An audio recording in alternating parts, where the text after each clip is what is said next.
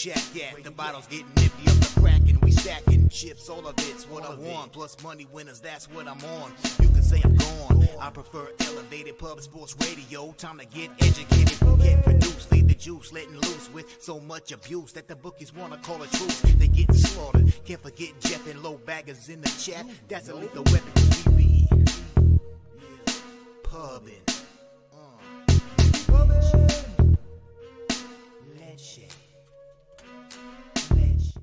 What up, cappers, gamblers, punters, hustlers, low baggers? Happy Wednesday, April 12th to all of you. Thank you for watching Betting with the Bag right here on Pub Sports Radio. It was a horrible day yesterday.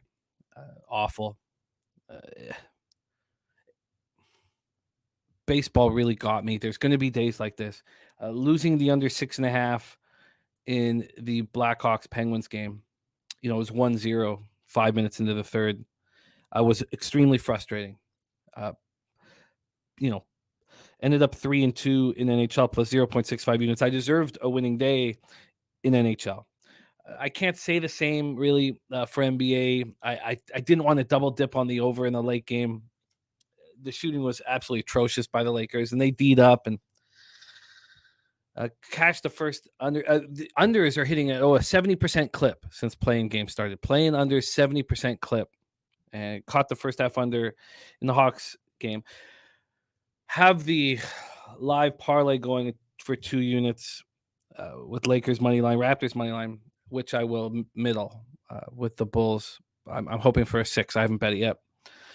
But MLB was absolutely atrocious. And yes, days like this happen, but it doesn't make it any easier to handle. I was really upset last night. Couldn't sleep. I made the decision that there is enough information this year to go right back to our regular breakdowns from last year. I was waiting on it, and it's not much, the only additions now is we'll talk about what each team does against the hand that the starting pitcher has. So, righties, lefties, and then all the bullpen stats we'll start using.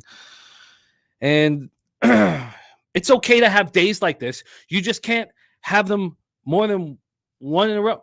It's got to stop right now. It's got to stop right now. That's all. We've been doing very well. We've been on a very good run. This is the second day we've had like this since March 7th. Second day. That's it. We've had 2 real bad days, and we bounced back. The worst week we've had. The worst week we've had since March 7th. Actually, it was pretty bad, man. 28th to 31st, down 4.7 units. I couldn't get out of that one. So we've had 1 losing week since March 7th. We just can't have 2. So we have a huge day ahead of us. Conor Mac is joining us. He's opening up his MLB account here with us on Betting with the Bag. He was our, by quite a margin, our best performer in college basketball that we had on the show. And I want him to carry that over to MLB. So he had a great college basketball season here with us, and we want that to carry over. Then we have Derl in NBA. Derl's coming off a 4-2 plus 2.18 unit show last Wednesday, and he has got a 2.68% ROI right now on the season. And being in the black in a situation when you have to give out picks and they're recorded is tough when you do it publicly. So any record that's in the black is a good record. All right, God, I'm frustrated. I know I just couldn't sleep last night. I was really upset. You can't let the losing days get you like this, but if they make you more intense and make you sharper and make you try harder or whatever it is, then maybe you can use it for good. But it's still something that I got to work on badly, and I know I'm not the only one. Shout out to all the cappers in the chat. Jay Smooth in the house. Dan Kelly says, Ant-Man let me down last night. I will look for an opportunity to fade the Lakers or Memphis. Maybe the Lakers win the first one. Ant-Man, I couldn't believe it. It was just hard to believe. He has such a speed advantage on everybody out there except Schroeder. I don't understand why he wasn't just taking it to the hole as much as possible. And I know there's AD and LeBron, defending the paint, but he just if your shot's off, just take it to the rack. Viper agreeing to that looked lost. 5-2 day yesterday for Viper and B. Those overs cashing for him. There's Alex Hills in the house. Dan Kelly says, I know you were sweating that money line parlay, but stick to the plan and middle it. Even if it loses, it's still a smart bet, but you have to stick to the plan. The bet is not the bet. The plan is the bet. That's beautiful. That would make Lodo's Loshak's t-shirt that he's talked about for so long. That's I got to copy and paste that. That is just perfectly put. The bet is not the bet. The plan is the bet. That's beautiful. J Dub ready to get to work. Wine Time Sports. Justin McElvey. Cash Lakers futures at plus 215, plus 170. I cashed mine at plus 190, and I wouldn't have cashed it without you guys. So your guys' move on the Lakers to make the playoffs. Thank you. Excellent work. Thank you. I love it. I absolutely love it. Troy Torrance says Heat loss was a travesty. The best team protecting the offensive glass, gave up 20 plus offensive boards. They were just terrible. Andrew G jumped on Winnipeg with us. Yeah, Winnipeg first period and full game. Cash. It was great. Great stuff.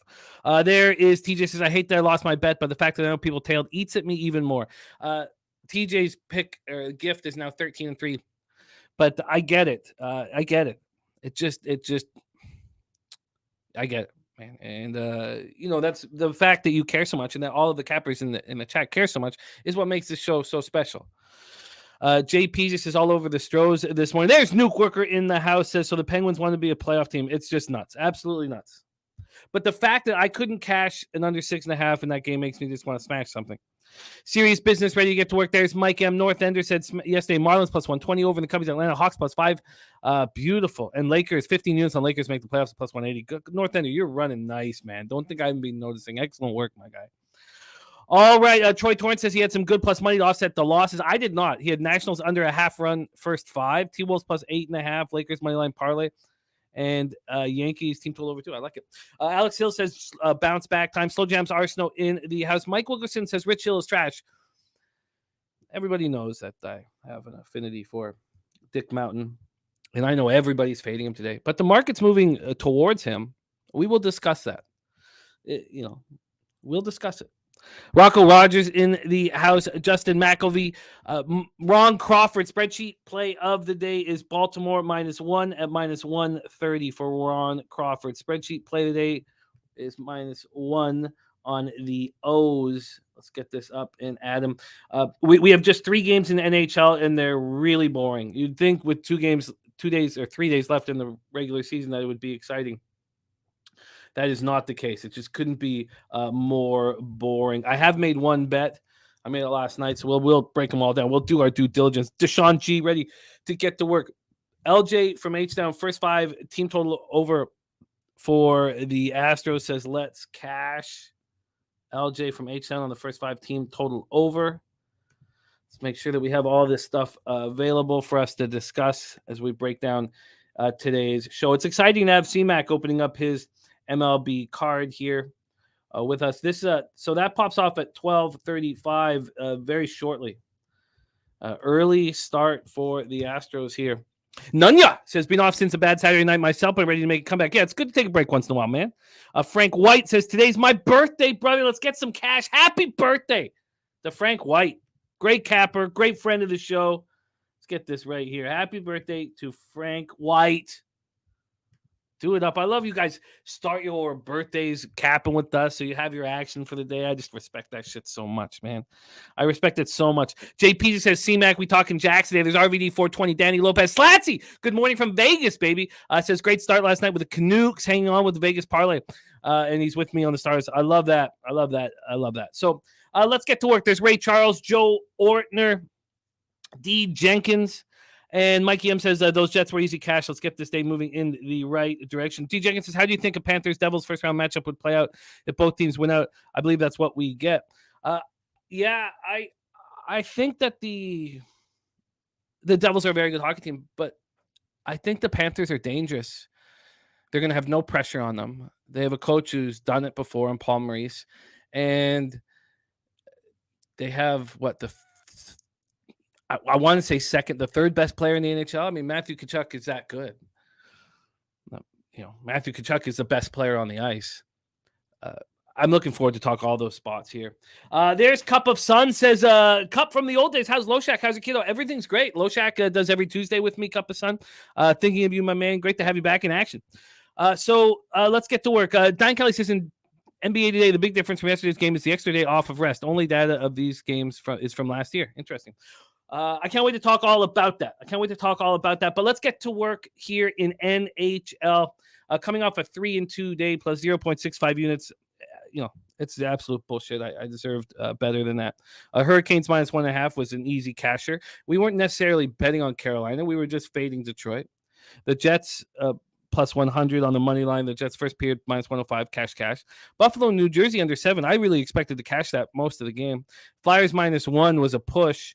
And Chicago, Pittsburgh under 6.5 lost somehow lost. Very, very upsetting. Viper MB, there was 6 goals scored in the third period to take that money out of my fucking wallet, man. Okay, let me just get the action in here for our Viper NB. Had a great day with his overs yesterday. All right, so we don't need to spend a lot of time on this NHL card. Clint says, Jack Hughes saved my ass with an empty netter. Let's get to work, though. Let's get to work in NHL. I'm telling you, I will be in the black by the end of the year. But it's been a really aggravating regular season. We start at 7 p.m. Eastern. Montreal Canadiens 31-43-6, 14-23-3 on the road at New York Islanders 41-31-9, 24-13-3 at home at UBS Arena in Elmont, New York. I need to know from you guys if I made any mistakes with the goaltending. I put it together last night. Sammy Montembeault going up against Ilya Sorokin. Montembeault 16-17-3, 3.36 goals against average, 9.04 save percentage. Sorokin 30-22-7, 2.35 goals against average, 9.25 save percentage, 6 shutouts for Sorokin. We have a UFC look from Clint. He's white hot in the octagon. UFC Saturday, Dennis Gomes plus 180 and Jillian Robertson at minus 150. Let's get that here. Thank you for sharing that with us. Clint, my guy, copied and pasted. All right. Wine Time giving a shout out to Billy Brisbane. He will be on our show tomorrow, and he has been excellent. So here, let's go further. Montreal 4-6-0 over their past 10, 14.3% power play, 71.4% penalty killing. Islanders are 5-4-1. Their power play's at 5.3%.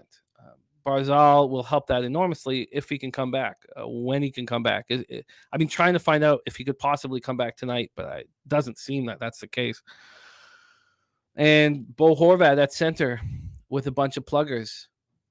Now you have a 5.3% power play. Enjoy that at, 8.5 per for the next 8 years? Lamorella? Hopefully you won't be alive to see it finish. Montreal comes in off a 7-1 loss at Toronto on Saturday. It was ugly, and they were angry. But what does it matter? They're just enormous injuries all throughout this hockey team. So, they were upset. They were embarrassed against the Leafs. The Leafs put in an emergency goaltender in for the last minute and 10 seconds just to point and laugh at the Habs. That's what you get when you're absolute trash, is teams will fuck around. They'll fuck around. They'll put a homeless guy in net and laugh at you. La plus grande franchise dans la histoire du hockey.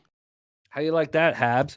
Pulled out a homeless guy off the street, gave him a turkey leg to go in net for a minute and 10 seconds. And it pissed off the Habs. Islanders have been given a rare second chance to make the playoffs after the Penguins debacle in Chicago. Unbelievable that the Penguins would do that. I'm just at a loss. There's Nutflush Allen in the house. With the playoffs on the line, the Islanders lose 5-2 to an undermanned Capital squad on Monday, and they get another chance. They're missing Wahlstrom, Barzal, and Romanov. I expect them to take care of business here. Do I want to bet them? No. I mean, who wants to bet them at this line? Like, what, especially after what we just saw from the Blackhawks. Could we see the Habs step up here in a game that they know means something, means a ton to the opposition? Possibly. This opened up at minus 345. It's now minus 376. If it is a very intense game, could we see an under? Probably. So if that's the case, do we see an under first period? I guess it would be a first period under 1.5. Nice job, BJ. I guess now that I think about it, I guess you could see a first period under 1.5. But what if the Islanders, with their new lease on life, are up 2-0 after the first period? Would that surprise anybody? It wouldn't surprise me. Von Polo says Minnesota +8 was good for me last night. I love it. Satsi says 2 emergency call-ups for the Habs today. Not sure why. You have to think that the Islanders will be all over them in the first period. But what is the risk reward? Is there a risk reward that's worth taking? I mean, let's just take a look at this right now. First period, -0.5 +105. I mean, I don't want that. I look. We don't need to. We have a huge MLB card. We have 2 playing games in the NBA. So I could see the first period under 1.5, but I could also see the Islanders coming out fired up. They can't believe they have a second lease on life. So it doesn't feel. It's not appealing. It's not appealing. Let's move on to the second spot. Now, look. We talk about NHL spots, and this is Stars Blues. We talk about spots in the NHL that are too good to be true. And I don't feel like it's like NBA. I don't need to look at how much money is going to be put on the Stars. I don't care that the St. Louis Blues won their last 2 home games. I don't care. The Stars are rolling at the right time. We just saw Rupi Hintz get off the schneid with 4 points his last game. He's been dealing with injuries. Everybody's afraid to play the Dallas Stars, and for good reason. So we're at the Enterprise Center in St. Louis, Missouri. Stars 24-11-5 on the road. They've been excellent on the road all year. They've had a great season out of Jamie Benn. You'd think if you had that good of a season out of Jamie Benn, this team would be absolutely elite. Now, you could say, whether they had 104 points that they are, and that's valid. Blues 37, 36, and 7, 18, 16, and 6 at home. Jake Ottinger is a gamer. 2.41 goals against, average 918 save percentage. This is a huge game for him. There's razor sharp picks in the house. And we have a pick 5 from Razor. Starts at 12:20 p.m., an hour and 3 minutes. We have a pick 5. Yes, Ramos and Nick Kaysen. Let's talk all about it. Okay, so let's talk all about it. Here we go. So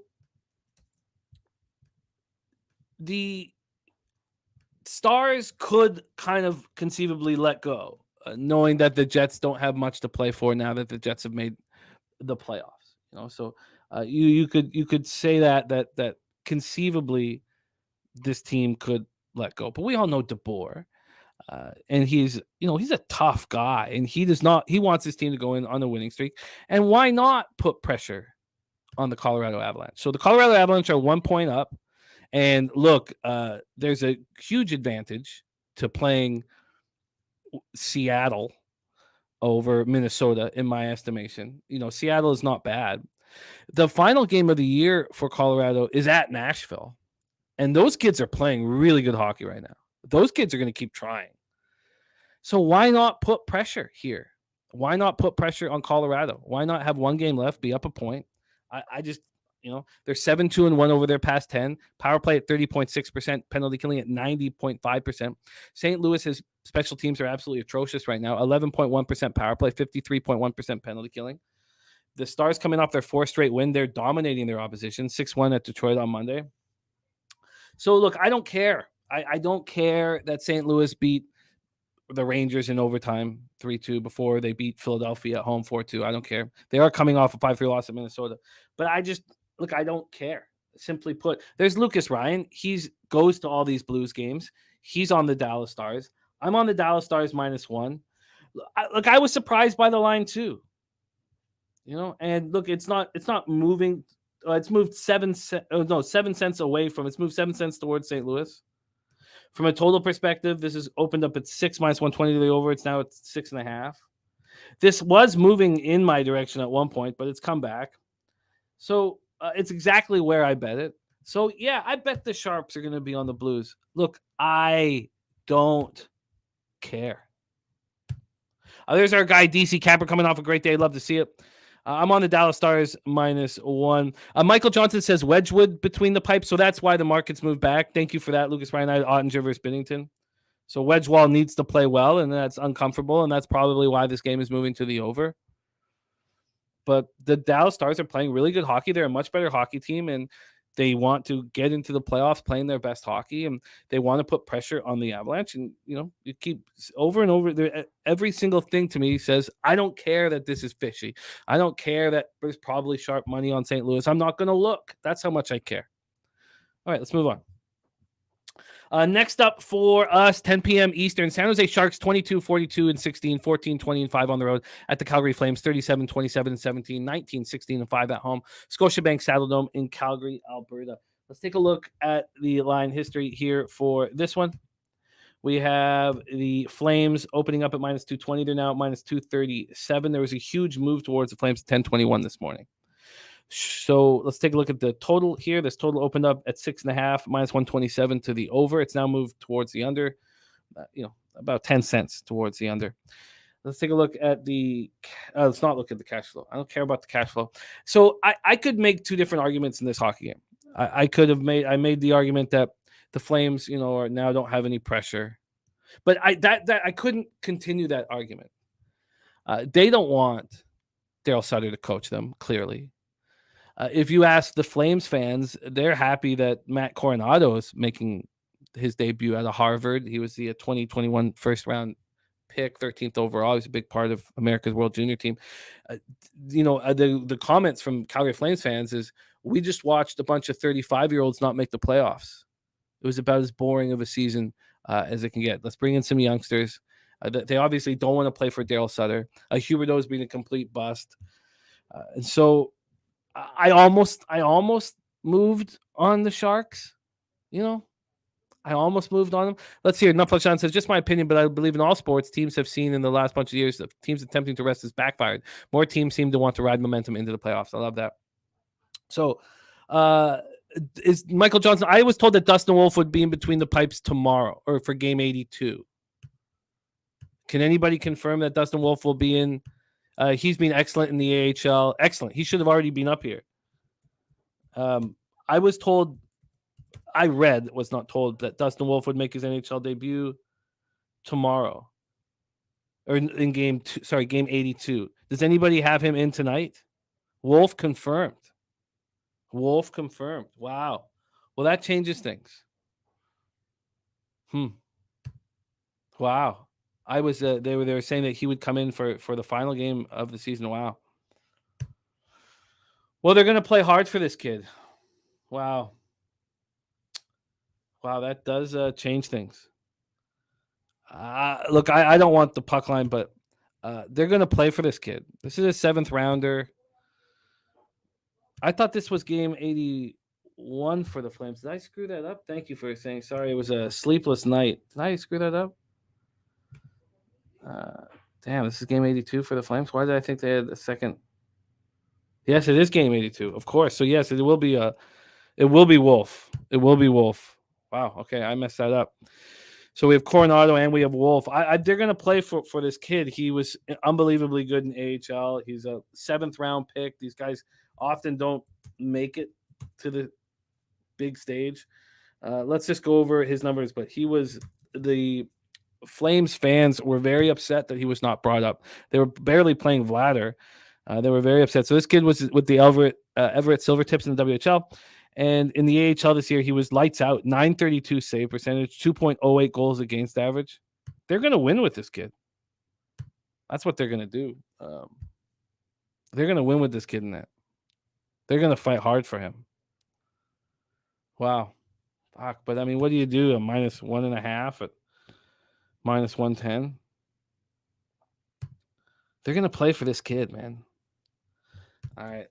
What is there's very hard. Like, what is the option on this? I mean, you can build a -2? Fuck, I don't want to do that. But that would be the only option. Build a Flames -2. Michael Johnson saying over. This is one of the spots where you see a team try. Kid's making his NHL debut. He's earned the opportunity to be here. But I just don't really see how to bet it other than Flames -2, which I would just feel like such an ass clown to bet. So I'll leave it up there and think about it more. But thank you for mentioning that Wolf would be in there. AOD in the house. Wolf will play game 82. They've been talking about that for a while. It was stupid of them. Tell me you didn't just say that. Is everyone going to trust the Flames one last time this year? I don't know how we could do it. All right, let's get to work. Danielson says, seems like everyone won yesterday. Well, I like hearing that. But that is not the case. I did not win. It was a bad night for me. That is the NHL slate. So, look, I'm on the Stars on the -1 line, and I don't see a way to bet the Flames, unfortunately. So that is that. Gambler's First Glance is locked in. We have early action. We'll post when Jimmy gets to the game. Let's get to work. Yeah, Kong's clips. I hate hearing that, but Deshaun G looking at Lindholm and Toffoli over shots on goal. Let's get into MLB. We have Conor Mac picks joining us shortly, but let's get right to work. We have a game popping off in an hour and 9 minutes, 12:35 p.m. Eastern. The Houston Astros 5-7, 2-3 on the road at the Pittsburgh Pirates 7-4, 3-2 at home at PNC Park in Pittsburgh, Pennsylvania. All right, let's get to work here. Let's pull up the weather report. And I have everything else up and ready to go, right? I got the cash flow and I got the line history. So let's rock. So everybody fading Rich Hill, and for good reason. He's looked absolutely terrible. He's looked so bad. But the market is opening up their arms to action. The market is sitting here saying, look, if you want the Houston Astros, we'll bring it down to -148. Why would that be? Why would they be so happy, so comfortable taking everybody's money on the Houston Astros? This total opened up at 9. It's now at 9.5. So what do you say? Do you say, well, I guess it looks like that Jose Urquidy will get touched as well? You have 85% of the tickets and 82% of the cash on the Houston Astros. And look, everybody calling it Dick Mountain Day and things like that. You have 76% of tickets and 86% cash on the over. The wind is blowing out heavily. 12 miles per hour out to left field, 72 Fahrenheit. It's a beautiful day in Pittsburgh. It's a beautiful day almost all over North America. Gets up to 12.5 miles per hour, always out to left field. Yeah, Mitchell, I was God. Rance says, why you bet totals in MLB? All right, Rance, I'm not going to bother answering that. Alex Bregman with home run for Deshaun G. Rocco says the line moved when Yordan Alvarez was shown to be out. Sure. But this was never moving towards the Astros. So moved more in the direction of the Pirates, you could say, sure. This immediately, was moving towards the Pirates. The highest this ever got was -161. The public got it up this morning and started betting the Astros, and still they moved it down. So when I think something is too easy in some sports, I get nervous. Not in NHL. I like to hammer that. Our MLB expert rocking with us right now from Vegas. Migga Mac Daddy opening up his MLB account. And this is a fun game for us to talk about right off the hop. We're talking Houston Astros, Pittsburgh Pirates. C-Mac, how are you, my friend? I'm good. You? I'm frustrated. I had a bad night last night. I am angry. Let's get it today. Wine Time says I moved on the Pirates money line +135. He has 98% of the money on the Astros. I don't have that number. I have 82% of the money on the Astros. And then Razor Sharp Pick says public hammering the over. Vegas adjusted, moved the line up. Public hammering Houston. Vegas made the line better for them, dropping it to -160. -160, we see -145s. TJ says over, but missed a 9, so no play. Can't make money missing a number. Pitt Pen susceptible. This Pittsburgh Pen, now, I don't know how much we want to talk about the early season numbers, but I'm now including them.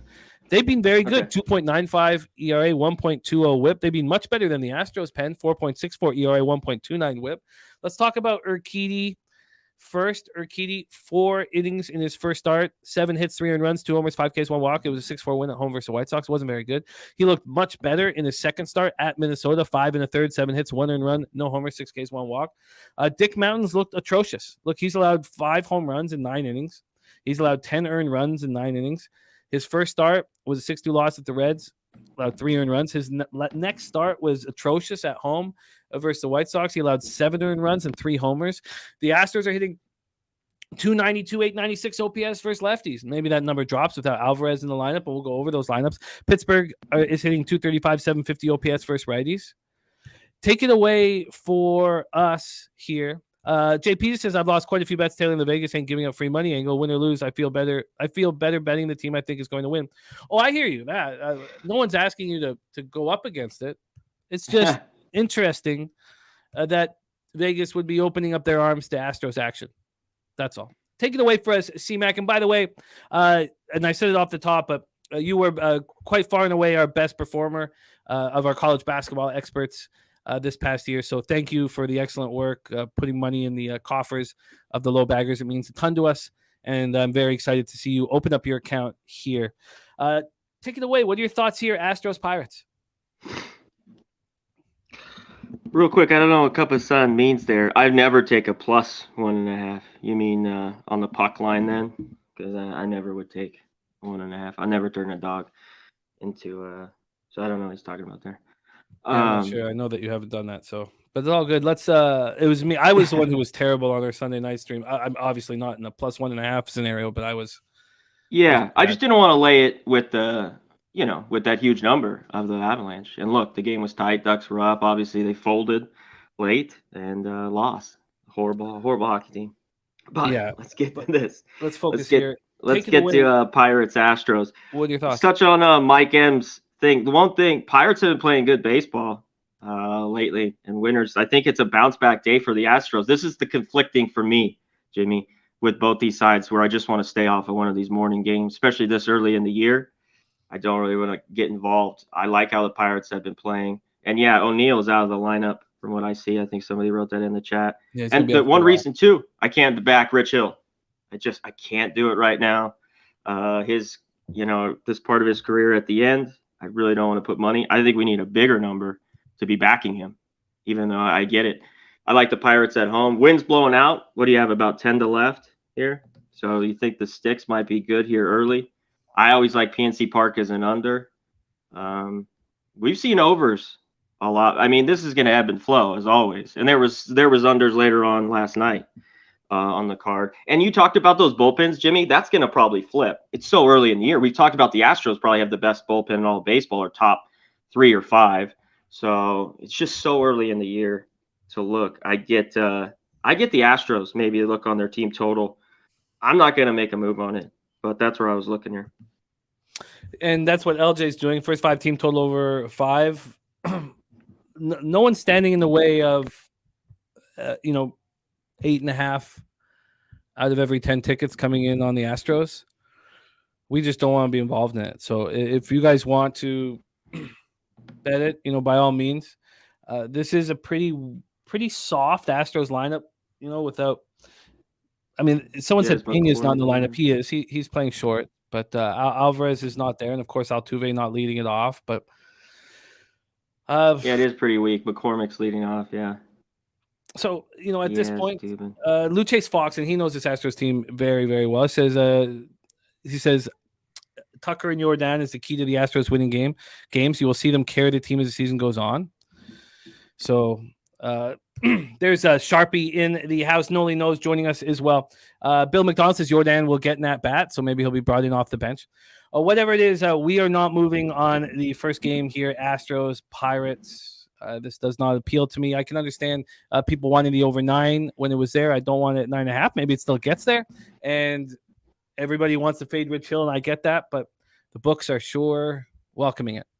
So let's move on to the next spot on the board. 1:10 p.m. Eastern. Chicago White Sox 5-7, 4-5 on the road at the Minnesota Twins, 7-4, 3-2 at home. We're at Target Field in Minneapolis, Minnesota. Let's get over to the weather in this spot. 75 Fahrenheit in another spot where it's blowing out heavy. 15.1 miles per hour out to left field. 15.1 to 15.2. Like probably everybody, the first thing that I thought of was, wow, did you see Sonny Gray last start 13 Ks in one walk? I know, soon. Yeah. I can't, I do not have a positive ROI backing a pitcher after a spectacular performance. first off. So, but I mean, that was the first thing I thought of before I even thought of my ROI. I thought, oh, I got to get on Sonny Gray. Giolito's been bad. And here we go again. This opens up with the Twins at minus 138. Now they got up to minus 157. So at that point, and that was when I was like, looking at it, I was staring at it. I was like, do I move on it? There had been a 19-cent move towards the Minnesota Twins. So it's come back. It's come back 14 cents since then. It got up to minus 160 even after that. So since then, it's come back 15 cents. Let's take a look at the total in this spot. We have it opening up at 8. It's now at 8.5. You could say that is weather related. LG says he really likes Minnesota run line plus 140 here. And Luce says, I hate the Twins lineup, but Sonny G looks good. I like Jimmy Doe fade the pitcher coming off hockey. No, but I'm not necessarily fade the pitcher. And look, I want to back Sonny Gray at home. I want to back him at home, but there was a reason for me not to bet it and to talk it out with you guys. I think it's more of that scenario. Let's take a look at the cash flow for this one. Total wise, 77% of tickets, 84% of cash on the over. We've seen it go from 8 to 8.5. I could probably still get talked into that. When we take a look at the money line, we have 52% of the tickets and 80% of cash on the Twins, which is funny, because that was not the case 2-3 hours ago. So we've had all this money come in on the Twins, the big bets come in on the Twins, and all of a sudden the market's moving towards the White Sox. So then you could say, well, it's probably because of the confirmed lineup. Solano, Buxton, Miranda, Gordon, Jeffers, Larnach, Farmer, Julian, and Taylor. Yeah, it's a weaker lineup than they've been putting out. So you can say it's all lineup based. For the White Sox, Benintendi, Robert, Vaughn, Sheets, Grandal, Alberto, Sosa, Zavala, and Andrews. And then Giolito's not looked good. His first start, he looked decent at Pittsburgh. 5 innings, 5 hits, 3 runs, 2 of which were in 6 Ks, 1 walk. Then he had a 13-9 loss at Pittsburgh where he allowed 12 hits and 7 earned runs, 2 homers and 3 Ks. Sonny Gray looked great in both starts. 5 innings, 3 hits, 1 K and 4 walks, not his best at the Royals, but still didn't allow much. And then he was spectacular against Houston. White Sox are hitting 264, 712 OPS versus righties. We saw that all last year, them hitting with a high average but having no power. That's continued on to this year. Twins versus righties, 233, 654 OPS. They've been poor, but their pitching has been excellent. The White Sox bullpen's been absolutely atrocious. 6.91 ERA, 1.80 whip. Maybe it's too early to dive too deep into these stats. The Twins bullpen's been very good. 2.73 ERA, 1.03 whip. Take it away for us here, C-Mac. White Sox, Twinkies. Yeah, here we go with Giolito. He got ripped his last start, like you were talking about, where he gave up 7. I think he bounces back here a little bit, and this is tough for me. I like him first 5. I think there's value. I have a tough time betting the White Sox, though. I did last year. They were just rough for me. And on the flip side with Sonny Gray, I can't trust him at all either. And after that great outing, I can't really look at him. Giolito's been good against this Twins lineup. They're hitting 168 off him.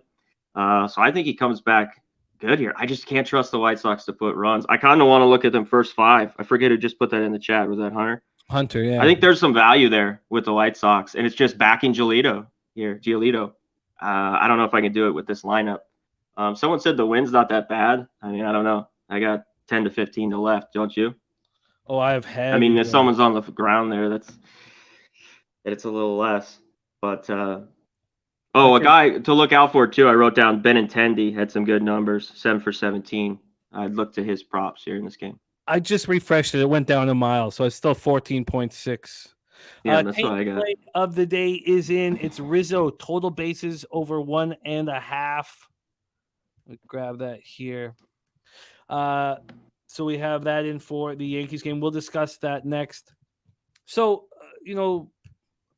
what do you make of Gray here, Jimmy? I've had trouble betting him for years, though. Maybe that's keeping me too. And his first start, he goes 5 innings, he has 1 K and 4 walks. That's the Sonny Gray I'm worried about. If you're looking at him as this big a favorite here at this price, Look, I'm right with you. I'm right with you, but the public has come in and bet the Twins hard or because this was not what was holding me back was the bigger bets 4 hours ago had come in on the White Sox. Now the public comes in and hammers the Twins. Maybe you can blame it on the lineup, but we've seen a 15-cent move back to the White Sox.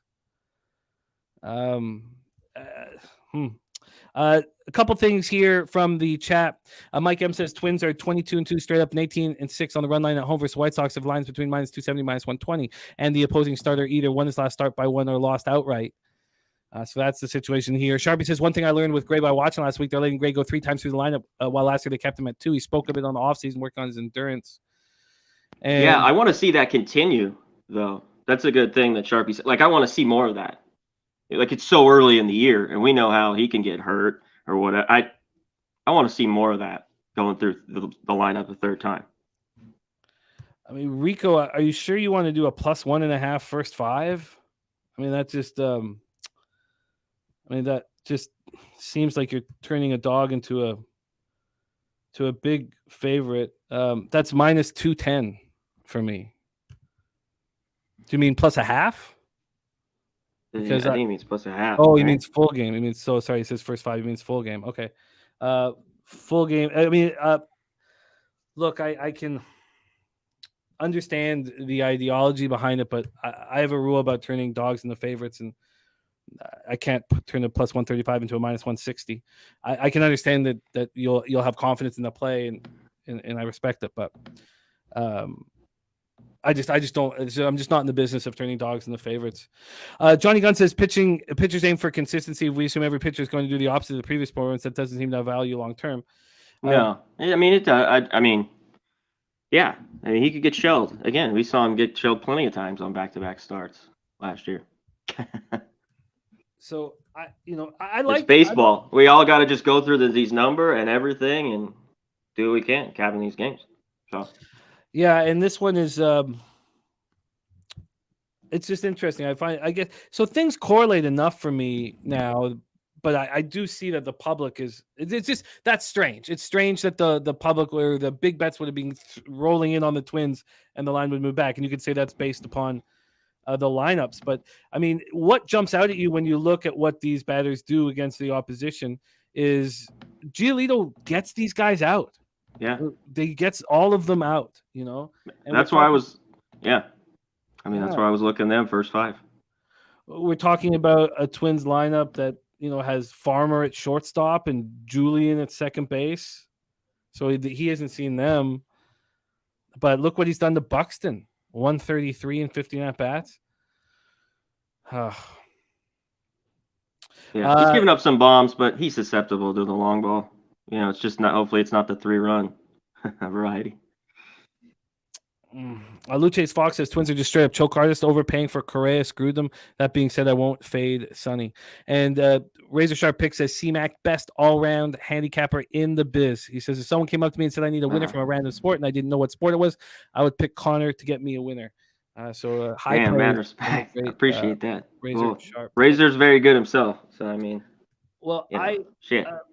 I guess if it comes down to it, I kind of want the White Sox first 5. Man, I'm going to think about it here.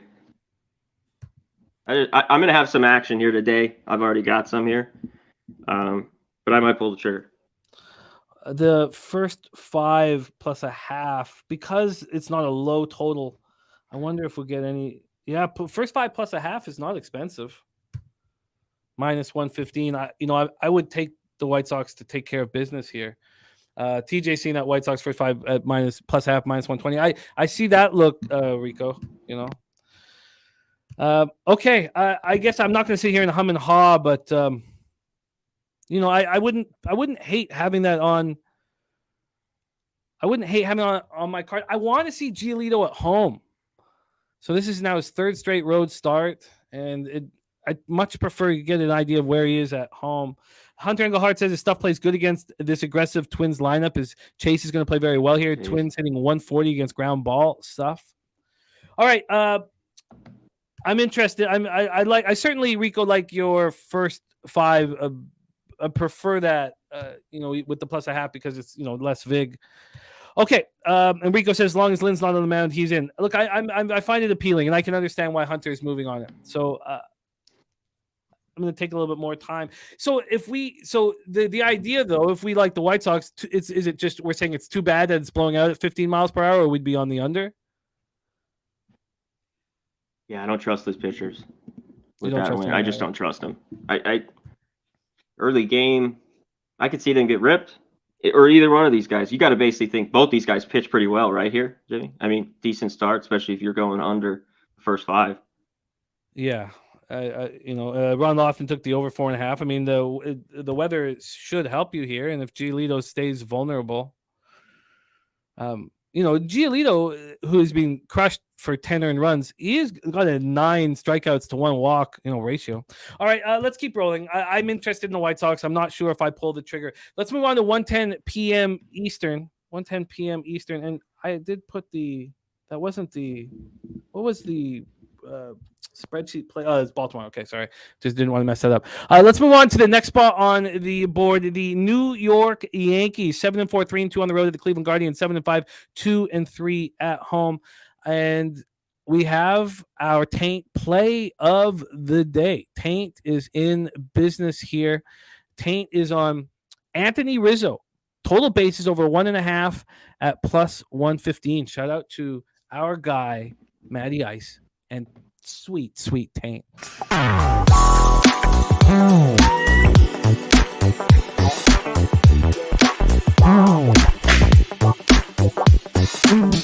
And right after we talk Taint, Gambler's First Glance is in. Cleveland money line at plus 105. So now you have Taint and you have Gambler's First Glance in the same game.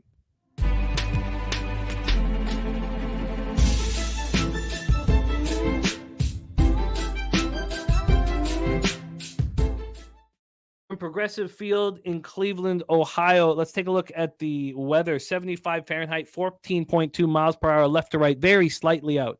Very, very slightly out. Goes down to 13.1, but it is breezy. So we have Clark Schmidt going up against Peyton Battenfield. Let's take a look at the line history for this one, and then we will go into the cash flow as well. Peyton Battenfield, a pitcher making his MLB debut. We've had a 6-cent move towards the Guardians, and total wise, this opened up at over 9.5 minus 106. Only a 2-cent move to the over despite the win. Let's take a look at the cash flow in this one. Oops, sorry, that's not it. There we go. Take a look at the cash flow for this one. We have here we go. 61% of the tickets and 81% of the cash on the Yankees, and the line is moving towards the Guardians. Fishy. Total wise, 82% of tickets are on the over, but just 65% of the cash is on that over. So it certainly feels like there's sharp money on the Guardians and sharp money on the under. We have Clark Schmidt going up against Peyton Battenfield. Clark Schmidt was a first-round pick in 2016 out of the University of South Carolina. He's had 2 starts this year and has not looked good. Peyton Battenfield, I wonder if this is a bullpen day. I wonder if they're not going to expect Peyton Battenfield to go very deep here. I would guess a pitch limit of got to be 7. Both guys, right? Well, I don't think Schmidt. I just don't think Schmidt is that. Yeah. He has potential to be a good pitcher. I just don't see it right now. Let's talk about Battenfield for a little bit. In 2022 in AAA Columbus, he was good. 8-6, 3.63 ERA, 1.27 WHIP. The problem was he couldn't get strikeouts, and he walked a lot of batters. So in 153 2/3, he had 109 strikeouts and 57 walks. He started one game this year for Columbus, and it was the same deal. He gets some soft contact, but he can't get strikeouts. And he walks too many batters. Now, he only walked 1, but he struck out 3. He allowed a home run and 2 earned runs. The Yankees are smashing righties right now, 265, 822 OPS. The Guardians are not hitting righties, and they don't have the cold weather to blame it on like they do almost every other year early in the year, 230, 645 OPS. Roger that says Schmidt is not terrible. He can hold his own. Then bullpen-wise, both bullpens have been very good. The Yankees bullpen 2.09 ERA, 1.12 WHIP. Guardians bullpen 3.20 ERA, 1.07 WHIP. Take it away here, C-Mac. We got a lot to break down because we have Taint play today on Rizzo. We have the Gambler's First Glance on the Guardians. Floor is yours. Yeah, someone said, yeah, Schmidt's not that bad. His problem here for me and seeing him is starting. When he's been out of the bullpen, it's been pretty good, to come in and get a couple outs because he struggles to go longer. And you've seen his first two starts, he's only gone 3 1/3 and about 80 pitches. I mean, if he's on, I think 5 innings is the max for him. The one problem is he has good spin stuff, but he struggles, especially when he's got to start and go longer, is the walks. And that is not a good sign. I can't back a pitcher like that at all. This price, I agree with Razor here. I'm looking at the Guardians, and it's not really with Battenfield. I mean, what are we going to get from him? 25 years old, spot starting, kind of, did well all the way through up. Single A was very good, double A, even had success last year with a 3.6 ERA. But what do we get here? Shaky start here at home, early versus the Yankees.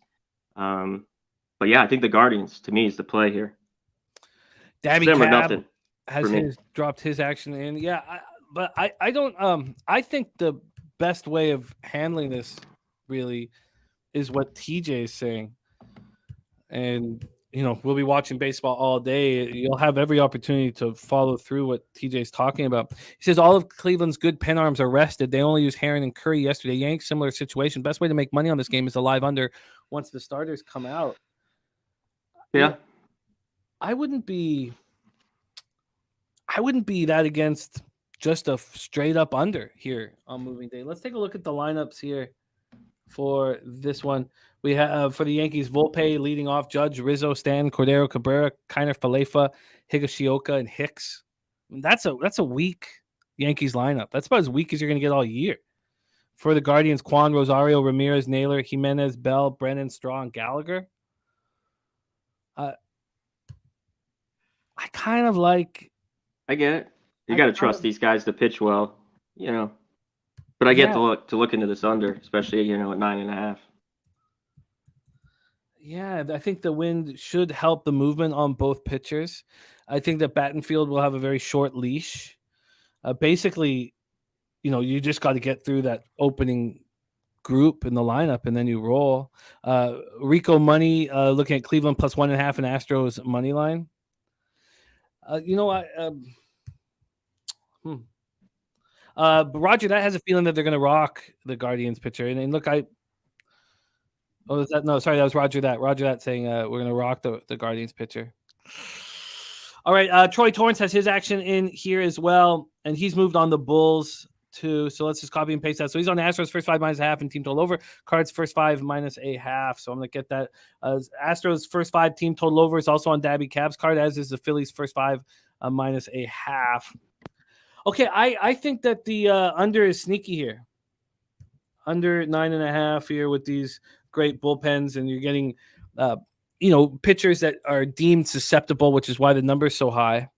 But it might be a better way of handling this, just sitting back and waiting for one of them to possibly get touched and move live. So, but I think that this is a nice number, and I'm going to move on it. So I'll be on the under. Gambler's first glance is in, and let me just go back to that weather again once more. Swish. So yeah, I think I can work with this. And TJ says, wait, Jimmy, I know someone on the over who will move the market closer to game time, going to go to 10. Okay. Well, I wouldn't bet it during the show, but it does start in an hour and 16 minutes. Okay, interesting. What do you think? But I guess you already dropped your thoughts here. So let's roll. Okay, so Razor Sharp picks on Cleveland money line plus 105. Taint play today is Rizzo. And Joe Yergin says with the Gambler's first glance on the total. I think the lineups also help that, Joe. Noli, do you have interest in that under? Because I think I'm close to moving on it. I will wait, as what my man TJ says. All right, let's move on to the next spot on the board. 1:10 p.m. Eastern. San Diego Padres 7-5, 4-2 on the road at the New York Mets. 6-6, 3-2 at home at Citi Field in Queens, New York. Pull up the line history here for this one and see what moved over to NHL. While that's coming up here, it's up now. We have Snell versus Meagle. Meagle's been very good thus far. He's been very impressive. And I think that it's going to last. I believe in him. Move over to Pinnacle. So this opened up with the Mets at minus 103. They're now minus 110. Totals wise, this opened up at 8.5 and has moved to 9, and the 9 is juiced to the over. Let's take a look at the weather in this one. 79 Fahrenheit, and it's almost the exact same as what we just dealt with. It's right, it's left to right, barely out. So we just talked about this similar thing in Yankees Guardians. It's almost the exact same. So it's barely out with a lot of movement. Let's take a look at the cash flow for this one. We have, here we go. We have on the total, it's 50-50, complete 50-50, but they've moved it to the over. So 49% of tickets, 49% cash on the over, but they moved it to 8.5. Let's take a look at the money line. Money line is 58% of the tickets and 93% of the cash on the Mets. That's a lot of money on the Mets for it only to move. What, it moved 7 cents? Yeah, I don't like it. It didn't move until just recently when the public got in on it. So that's interesting. I mean, imagine that you think that Blake Snell is capable of pitching better. He's not looked good thus far. His first start, he went 4 1/3, 6 hits, 3 earned runs, no homers, 9 Ks, 1 walk, and 7-2 loss home to the Rockies. His second start, he went 3 2/3, 6 hits, 4 earned runs, 1 homer, 2 Ks, 4 walks, 7-6 loss at Atlanta. We've had Meagle have 2 good starts, but against a weak hitting lineup. First start, both against the Marlins in Miami, went 5 innings, 6 hits, 2 earned runs, allowed a homer, 7 Ks, 2 walks. Then at home, he didn't allow a single earned run, 3 Ks and 2 walks. Padres we have some power, but aren't hitting hard against righties. 223, 738 OPS. We know the Mets are not dangerous against lefties. They've been decent this year, 246, 734 OPS. Both bullpens have been a little below average. Padres 4.20 ERA, 1.48 whip. Mets bullpen 4.07 ERA, 1.29 whip. Christopher Carter says Marte is back in the lineup. Brizzy wanting you to know that he took the Rockies first 5+1/2 again. Hunter Engelhardt says Padres team had a great team win yesterday. They got their man on the mound tonight, and they will smash. He's on Padres first half money line. They stacked the lineup with lefties for today because McGill gets smashed by lefties. That lineup is announced and confirmed, and they have the only righties in the lineup are Bogarts, Machado, and Nola and Dixon. So they have five lefties in the lineup. Take it away for us here, C-Mac. An interesting one. Padres Mets. Yeah, it is. Both teams, I don't know, just been decent coming out of the gate here. Snell, going through his numbers, some years were better. He was a little bit better on the road because last night when I was going through stuff, I want to fade him, on the road. He's not going to go deep. He has control problems, but he can get through innings. He works all right with guys on base, but I think that could lead to a couple big runs here. Because I was looking at the Mets' first 5 in this game. That Mike just they've been good off a loss. So I want to back the Mets here. I think I'm going to take them first 5. I'll take Meagle. I'll rock with it. I know the money and all that, but it doesn't bother me in baseball here. I had a feeling they were going to be all over this today. All right, well, let's lock it in for you. First 5 on the New York Mets for C-Mac. We can get you. I thought a team total, but the 1.5 is really juice first 5, and then full game's 4.5, which is all right. I mean, 4.5 is my limit on those team totals. So I looked at that, but I'll roll with the Mets here, see if they can get it done. They're not giving me the Pinnacle first 5, so I just like to go to Pinnacle and get it for us. The first 5, the same as everywhere else, -1. Actually, it's better, -110. That's better than the other books. They're almost all at -115 or 114. 5 dimes also at -110. All right, C-Mac is on the board. His first official pick this year in MLB on our show. Mets first 5 at -110 here. All right, so let's roll on. I'm a little uncomfortable with who. It didn't really occur to me until we talked it out, and that's why the importance of talking it out. But I guess facing Miami is going to be more difficult. But I can understand not trusting Blake Snell, and I can understand the look here. So let's roll. Yeah, real quick. I want to throw a player prop. Sure. Yeah. Nimmo here, he's 6 for 12. I don't know how much I'm gonna, because everything's a unit here. As the year goes on, I might be playing more here, Jimmy, because they're not a unit that I play. So these player props. So I'll decide if I'm gonna start throwing them on the ticket here. Okay, that sounds good. But that would be the move for CMAC is Brandon Nemo. Rogue Energy on the Mets minus 135. Billy Brisbane's with you on the Mets money line. Says, let's make some cash. All right, let's move. And Joe Euclid says, I remember last year the Mets were great, awful loss. And those were the stats that Mike M was. Yeah, I remember that last year. This was the bet that I would have made pre-show, but I didn't have to, and that concerned me. So I thought I'll just talk it out. Look, I'm the same as it's even worse for me because I love Strosho. I always have, I love seeing him succeed. And his fucking hip hop videos still come on my computer from time to time. Man. I still listen to him rap, man. Mariners 4-8, 2-3 on the road. Chicago Cubs 6-4, 5-3 at home at Wrigley Field in Chicago, Illinois. We have Logan Gilbert going up against Marcus Stroman. Let's take a look at the weather first and foremost here. We have 72 Fahrenheit, 16.8 miles an hour to right field. Wow. Right center gets up to 17.8 miles per hour. It is blowing out heavy. Yeah. We have saturated on Horner over 1.5 bases minus 125. All right, so let's take a look at the line history here for this one. Gilbert Stroman, this is beauty, man. What a great day to be in Chi-Town. It's come all the way back. So when I was looking at this, the Cubs were favored. There had been a 7-cent move towards the Cubs. That's come all the way back. We're right where we started. There's been a 1-cent move to the Chicago Cubs. Total-wise, this opened up at 10.5, and it's now at 11. Let's go into the cash flow for this one.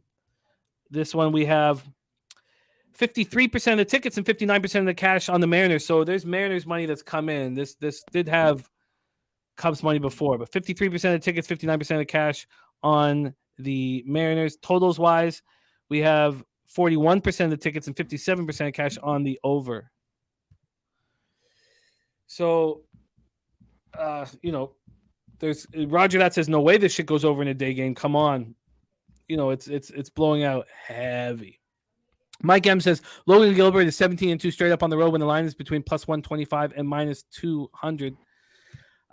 Logan Gilbert 2 starts this year. First one was at home, 6 innings, 4 hits, 1 earned run, a solo shot, 7 Ks, 1 walk. His next start was at Cleveland, and it wasn't as good. 4 innings, 6 hits, 3 earned runs, 6 Ks, 2 walks. Strosho hasn't allowed a run yet this year. Both his starts have been at home. He's found his rhythm. He's pitching very well. Mariners are not hitting right now. 240, 697 OPS versus righties. Cubs are doing probably what we should expect from them this year, hitting at a high average versus righties, but with low power. 294, 733 OPS. Mariners bullpen has been good. 3.51 ERA, 1.46 WHIP. Cubs bullpen's been a little unlucky. 4.14 ERA, 1.11 WHIP. Take it away for us here, CMAC. Seattle Mariners, Chicago Cubs. Yeah, to Stroman get the ground balls here. He's been pretty good, like you talked about. Both those starts, 6 innings, 3 walks. He kind of worked out of it, 6 and 8 Ks. I'm a big Gilbert guy the last few years, backing him. His unders, his first 5s, or just him. How much does this play? The wind. Wrigley's always huge. But these guys are on. You got to get it up and out, I think. Like Noli used to say, he's in the chat, you got to hit it to get it up and over the number. And we know Gilbert can give up the long ball. That's true. I like the Mariners here a little bit. I didn't love the price, so I'm going to stay off in the end. I think this could go either way. And you talked about it, the wind, 15-20. It is really howling out there. And the Mariners bullpen, I didn't think you read it off. It has not been pretty good. You mentioned they haven't hit really. They just haven't been good. I mean, they're 4-8. I can't trust them right now. I want to wait till they get hot to back the Mariners. So maybe you look at the Cubs here. I just don't trust the Cubs either. Bellinger's hitting 4th. Come on. Does feel like Logan Gilbert was excellent last year. I mean, if we're going to base this off of last year's stats, it didn't matter if he was home or road. He was consistent. He was excellent. Strosho couldn't succeed at home. Now he's playing And well. he comes out the gate, third straight start here at home. Yeah, and I looks think great. this does. Yeah. And I thought that it would regress back to the mean last year. I kept saying, like, this doesn't make sense that he would be, so good on the road and so bad at home. TJ says Cubs first 5 over 2.5 is on his card. Noli knows on the first 5 under. And Sharpie says the lean is first 5 under. Gilbert had a 10-2 ground ball ration in first game. Says fuck the back-to-back, and Stroman is the best ground ball pitcher in baseball. Ratio is what we meant to say there, but we added the end. Yeah, ratio. So I love the 6 too. I mean, sometimes if I get beat with that, it doesn't bother me, because I take it in Coors. Sometimes. Well, this all how long are these? This seems like a great bet live too here. Like how these pitchers look very early. So I'll be watching it. Yeah. This seems like I need to. This seems very difficult. I just don't feel enough confidence on one side, but I certainly want to back Stroman here, but I can't. I can't do it. Not with this market here. So that's the 220 start. Let's move on to 310 here. Our next spot on the board, and this is very similar. I do not believe that Jose Urena will be a pitcher in the major leagues this year. I don't, and I didn't have the confidence for whatever reason. I don't know why. I mean, I remember we all broke it down together to fade him last start, but I just don't believe in him. Now, look, Flaherty's been terrible, but the market's moving towards the Rockies, and I guess I just don't know what to do with it, and I want to talk it out with you guys. So let's go. Coors Field in Denver, Colorado. Cardinals 4-7, 2-3 on the road. Rockies 5-7, 3-3 at home. Flaherty has walked now 13 batters in 10 innings thus far. Let's take a look at the weather here first in Colorado. It is 79 Fahrenheit, 9.5 miles per hour to right field, gets up to 11.8 miles per hour. Let's take a look at the line history here for this one. Flaherty versus Urena. We have the market moving towards the Rockies still. Not as bad as it was. It moved more, but there's been a 8-cent move to the Colorado Rockies at Pinnacle. Totals wise, it's opened up at 12.5. This got up to 13.5 a couple times over the last hour and a half. It's at 13 though right now, juiced to the over. Take a look at the cash flow here for this one. 75% of tickets and 96% cash are on the over. Moneyline perspective has, listen to this. I mean, this is nuts. This is crazy. When we're talking about 21,000 tickets in, 35% of tickets and 94% of cash on the Rockies, and the market moving towards the Rockies.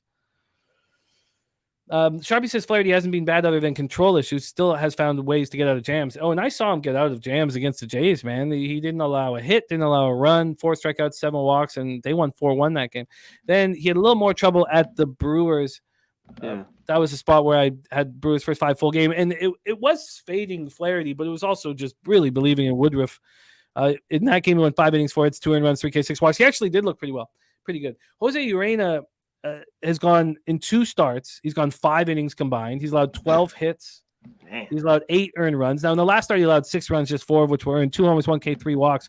Cardinals versus righties and Rockies versus righties, they're both hitting really well right now. Cardinals are 278, 776. Rockies are 274, 773. Remember last year, that's where they struggled. They were smashing lefties but couldn't hit righties for the Rockies.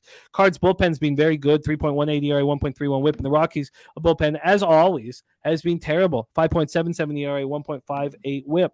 Hunter Engelhart is on the Nerfy here at plus 190, only for a unit. Says Jack can be elite, and I think Jose can get 3 outs for those odds. His best numbers are always first time through the order. TJ says control issues in Coors, 80 degrees with hard wind out. Yeah, that's a recipe for disaster. This is an easy over. Don't overthink it. Take it now. It's going to go back to 13.5. On Polo liking the over as well. Cesario is on the cards -1. There's Millsy in the house. Take it away for us here, C-Mac, Cardinals, Rockies. Yeah, can Urena get through, 1 inning? I guess you can take a shot with that, but I don't want it at all. One thing, it's just the Rockies to win. I've been sticking with them first 5. And look, they blew it last night. They were up, and then they gave up like 6 runs in the 7th inning. You can't go full game with them. I think there's value with them. I know it's tough with Urena. I think both teams score. It's tough at a 13 to take it over. for me. But and then the other way, it's this plus money with the Rockies. I struggle with first 5, or you go their team total, which minus 110. It's 5.5 because I think they can get to Flaherty as well. I think both teams can light it up. So I'm leaning over a Rockies team total here. Those walks will hurt him if he's going to do it here. I mean, you can't keep getting out of these jams. It's just not going to work, especially the Rockies lineup. One place you want to back them is here at home. So, yeah, I'm looking at them in some way here today. And runs. And how far do you have to go back to see him pitch at Coors? Because I'm at 2019 and he hasn't pitched at Coors. So do we go back to 2018? Did he pitch at Coors in 2018? No. So are we saying he's never pitched at Coors? Wow. Go to 2017 for Flaherty. And, wow, he has never pitched at Coors Never Field. pitched there. Wow. And now the wind is blowing out. That's crazy. Ooh. He's never pitched there in 6 years. Yeah, I did not expect that from a National League pitcher. Wow. Interesting. Johnny Gunn says if it's his first time, I want to fade him. Wow. So if that is the case, then God, I would want the first 5 over rather than anything else. Yeah, that's all I play, Rockies. And I've been like, I think I'm 3 or 4-0 with them. What's their team total? 2.5. It's probably juiced. I wonder. I don't have a team total first 5 pulled here. What could I have got this total at? Sorry, let's just see. So it didn't. Pinnacle didn't open it. They opened it at 12.5. So it's not like I've missed it by that much. Let's go. Sorry, I'll get that for you in a second here. Let me just go to first 5 here. First 5 is moved to 7.5. It just moved to 7. Oh, a couple hours ago. Is it 7.5 also here at? Let's see what it is at Bet365. The totals at first 5 totals at 7. 7, yeah. The team total's got to be 3.5 then. I'll get Pinnacle's team total for you here so we can discuss a better book for you. But the first, I want to get this in. I think this is going to go up. I think it's going to go up to 7.5. The team total for the first 5 is Rockies 2.5 for the Rockies at minus 138. Yeah. That's a better price than I thought it was going to be, honestly. Like I thought it was going to be right there. I thought 140. Yeah, that's what Cup of Sun has. I'm gonna think about this a little more. I want to do it. All right, I'm going to move on the first 5 over 7, and I would like to get these. I would like to get these bets in right now. I'm a little concerned. So for me, that would be the under 9.5 in Yankees Guardians, and the over first 5 over 7 in this Cardinals Rockies game. And I'm going to bet them now because we're going to have a little bit of time as we talk about this next spot on the board. 3:40 p.m. Eastern. It's Milwaukee Brewers 8-3, 3-2 on the road at Arizona Diamondbacks 7-5, 4-2 at home. And this is also our Say Hey play of the day from young Jose Bouquet. This is a fascinating one that I do want to talk about because I've taken some notes on Jansen Junk and Dre Jameson. So I'd like to discuss it. Jameson's first start of the season. He's come out of the bullpen, first round pick, 34th overall at All State. And then we have the 22nd round pick in 2017 out of Seattle University, Jansen Junk, who is bad. There's Dami Gun Ricci in the house. Here he is joining us right now. Jose, star of Say Hey Plays of the Day. Jose, how are you, my friend? I'm doing all right. I'm hoping you guys can hear me and everything all right. But yeah, doing okay. Got face fucked last night as well. Not a fun night. A lot of heartbreak everywhere. The gifts play, they go 7-up. We think it's all going to cash. And then those wins in Wrigley help out the Cubs come back somehow. And a bunch of heartbreak, but it's all right. Our first 5 under in the Rays Red Sox game, that was fucking one of the more annoying, heartbreaking losses of the year so far. But it's all right. We're going to come back. We're going to win today. It's going to be a good day. Let's talk about this stuff, and I'd like you guys to go back and forth because it takes me a second to get this action in. But we're at Chase Field in Phoenix, Arizona. The roof will be open, so let's discuss the weather. 88 Fahrenheit at opening pitch. God, it's beautiful there right now. It's going to get dumb hot soon, but 92 Fahrenheit it gets up to by the end of the game. 6.5 miles per hour to right center, gets up to 8.8 miles per hour. Let's take a look at the line movement here for this spot. This is the say hey play of the day from our Jose Bouquet, opening up with the Brewers. Jesus, is it really? I feel like that's wow. Look at this market move. There's got to be more to it than that. Has there been a pitcher change? So we have a No Woodruff. That might be the thing because I think Woodruff was originally aligned in this start, and then okay. yeah, he goes on the IL, so it's now Jansen Junk. Okay, that's why. Okay, so I imagine that was announced at 7:44 this morning. Then I assume so because on Bovada it even has like pitching change Junk for Brandon Woodruff. So I mean I knew he was out. I knew he was on the IL for a couple of days, but I don't know. I think the books were just a little behind, I guess. Yeah, strange. Okay, so let's not talk about it. I guess the line history is not that important, but we're sitting at plus 117 right now. The market clearly moving in Arizona's direction. From a total perspective, this opened up at 8.5, minus 106 to the over. It's now 9.5, but juiced to the under. Let's go over to the cash flow here. Hoffer confirmed, says Remos for the Blues. I'm okay with that. I'm fine with that. I don't think that changes much for me. The time of them trying so hard for, as he made his debut, I think that time is over.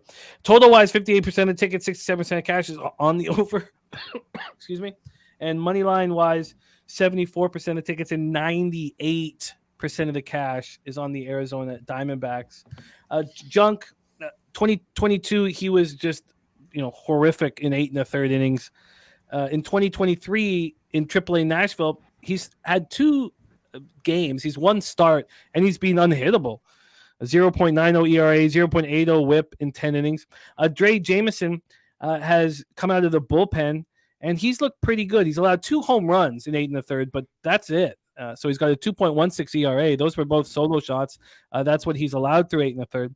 And this is for start of the season. Brewers are hitting righties hard, 271.802 OPS. Diamondbacks are not hitting righties hard, 241.663 OPS. The Brewers bullpen looks spectacular yet again. 1 ERA, 1.08 WHIP. Diamondbacks bullpen is getting hit, 4.81 ERA, 1.33 WHIP. Take it away, Jose. The say hey play today in Brewers Diamondbacks. Muted there. Yeah, I believe in Dre Jameson, excuse me. Dre Jameson has been a up-and-coming pitcher for the Diamondbacks here for a little bit. He was out of the bullpen for a little while, and then now he's just gotten so good. They're like, all right, well, now you've taken Zach Davies' spot, and now you're in here. So I'm trusting Mr. Dre Jameson here, and I'm going to take the Arizona Diamondbacks first 5 minus a half here at, I believe, plus 105 here. He's had 3 appearances so far, 4 innings at the Dodgers. Only 1 earned run allowed there, and with a home run at the Padres. 2 innings, 1 earned run, a home run there, and then the Dodgers again at home recently on the 7th. 2 innings, no hits. I think he's just a good pitcher. I think he's going to be a little undervalued here early. And as Sharpie said in the chat, this is Jansen Junk, who couldn't cut it with the Los Angeles Angels last year, who desperately needed pitching, and they could not find it. So I'm going to go ahead and take him an easy Mr. Dre Jameson first 5 here. Yeah, that makes sense to me. Did you already tweet this out? No, so we can take whatever line is available. Unfortunately for me, I never want to be on the side of the 90% of the cash, but I do like Dre Jameson here today. Dre Jameson on the run line. I will line shop for you. Let's hear what C-Mac has to say. Take it away, C-Mac. Brewers, D-backs. Good old Junk. He couldn't cut it with the Angels. I can't back him here. The one thing is they do have the better bullpen, because how far does Jameson go?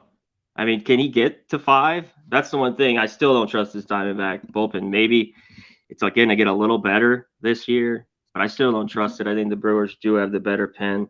So I think if you look at the D-backs, you look at them first 5 here, and that's where I'd be on them. I might make a move on that. I want to go through this game a little bit more. You're right. They didn't know if they wanted to make him a starter because of his size or whatever. This guy, he's been a reliever, Jameson, and they got some younger guys they're trying to bring up too. The D-backs, they have some pitching in their I forgot what I was going to say. Farm system. Organization. Yeah, farm system. There we go. So, yeah, I like the D-backs a little bit here, but I'd only look at them first 5. I can't go full game with him. It's funny that people are, I guess the Diamondbacks are kind of underestimating Dre Jameson because of his size. When you've got Spencer Strider last year who came up and he looks like he's like 5'6", just throwing gas. Yeah, well, it's all all the scouts and all that. Yeah. They could go over all that bullshit. Yeah, no, I think it's just hilarious that they're still like that. But yeah, no, Greg I Maddux was 5'10". That's the next thing. Shout out to my high school baseball coach who told me I could beat Greg Maddux one day. Didn't happen. Wow. Did not happen.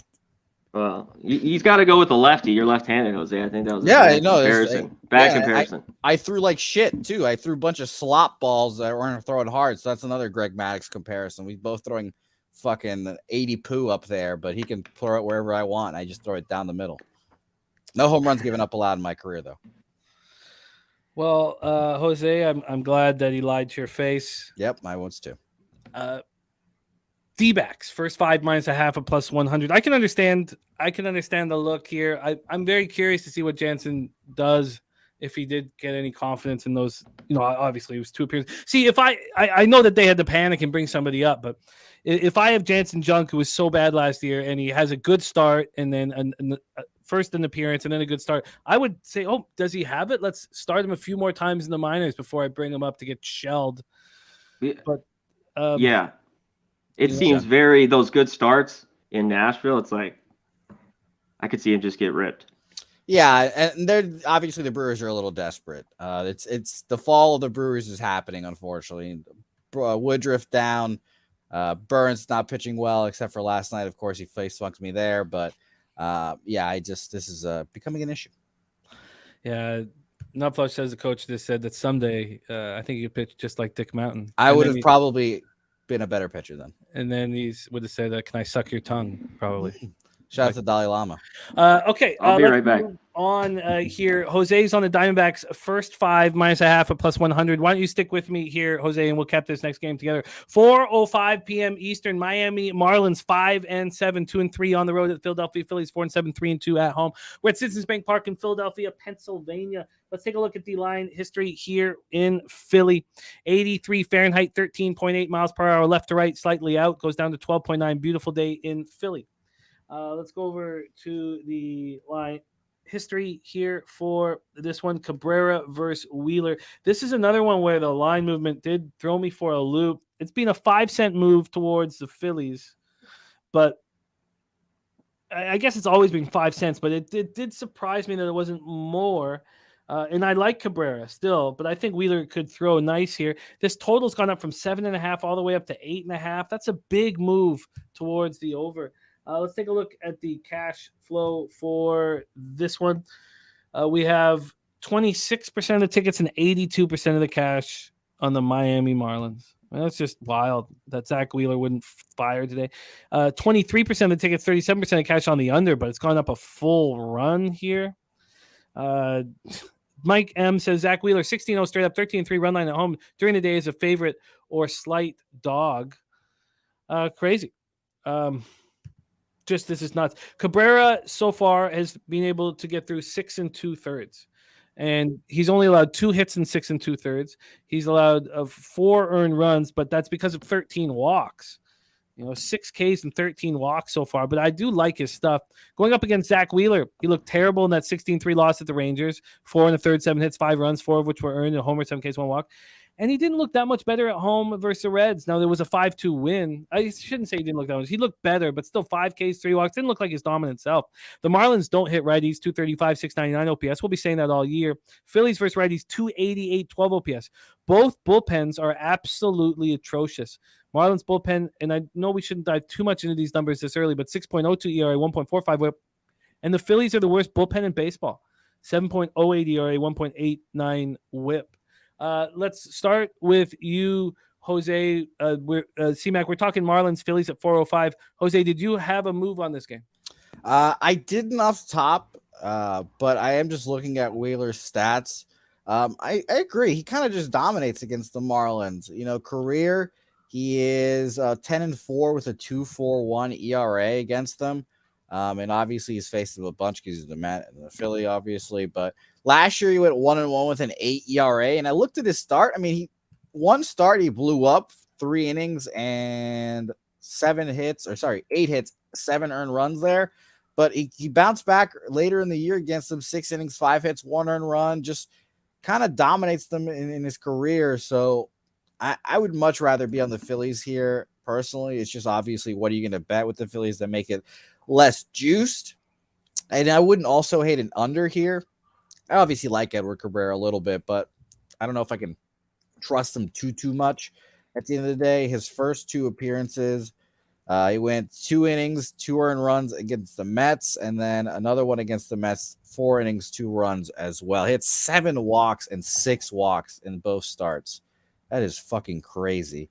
I much rather would be on the Phillies here. I think they can take advantage of those walks. It's just, again, the real question is what are you going to bet with the Phillies to make it less juice? You're going to take like a first 5 -1. I wouldn't want to do that. First 5 -1/2 is -130. And I can do the math for the -1 calculator, but I'm probably not moving on that either. Yeah, I expect Wheeler to pitch better here. I mean, that's easy to say. What do you think here, C-Mac? Take it away, Marlins, Phillies. Well, let's talk about the total. I mean, this has moved up a full run. I mean, I even saw it hit 9 here. It's crazy. In one spot. Yeah, I know. I think Cabrera and his walks, that could be. This Phillies team hasn't hit, though. They've been one of the worst. This could be no-run first inning. They haven't scored anything early, this offense. At all. And Cabrera's had this crazy success against this Phillies lineup.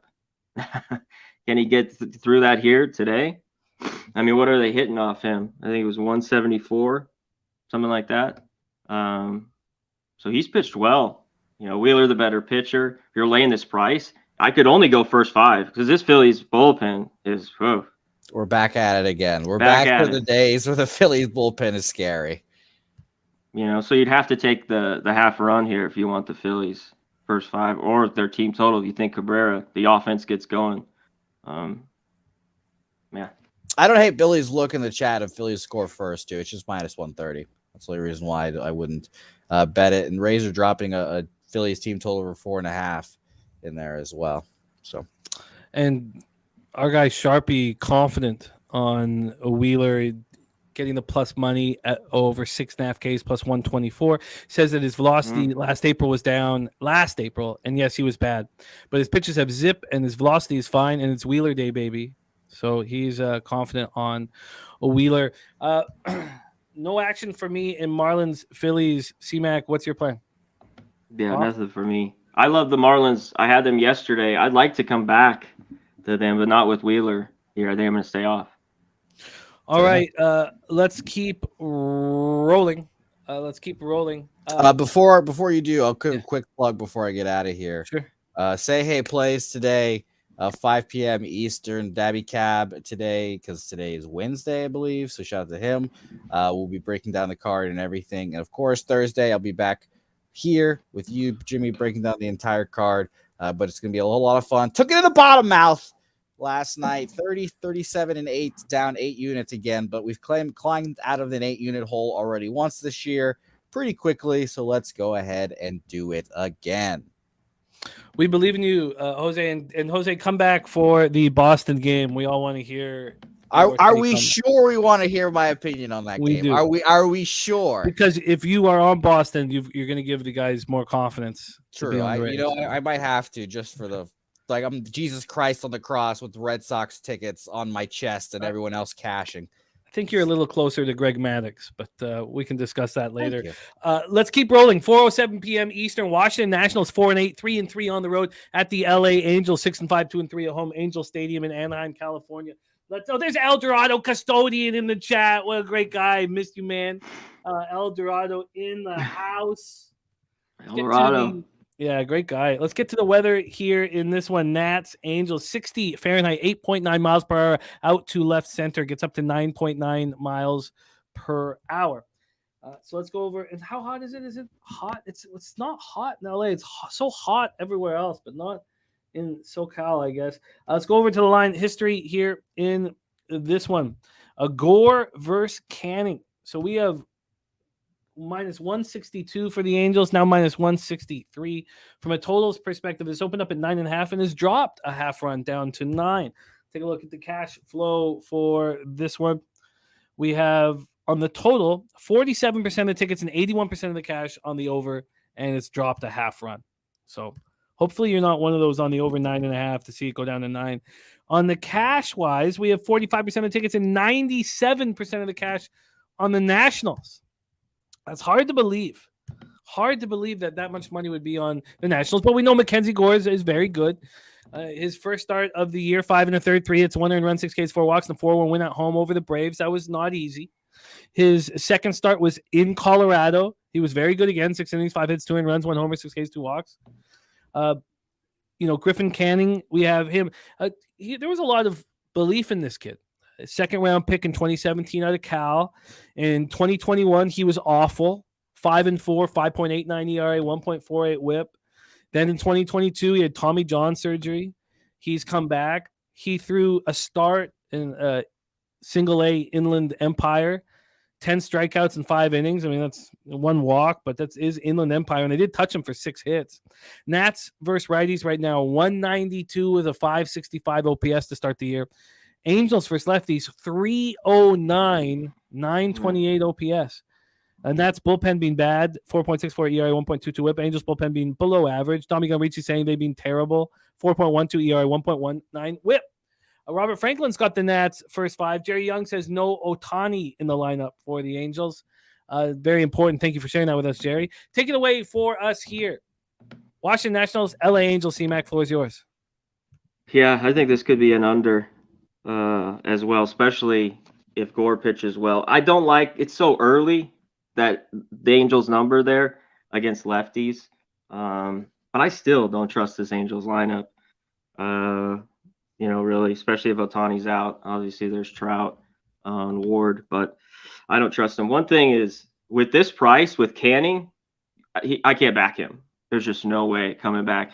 The problems he's had the last few years with his lower back, at this price, this is, to me, the Nats or nothing. You have to trust this Nats lineup, though, taking them, and you just got to do it. So not only I'm looking at this under here, first 5, but I'm looking at the Nats first 5 as well. I just don't know if I'm going to pull the trigger on one of these bets. I like it. I like this idea of both of what you're looking at. I'm not sure what we're going to get out of Griffin Canning, but he's certainly getting a nice opposition to start against.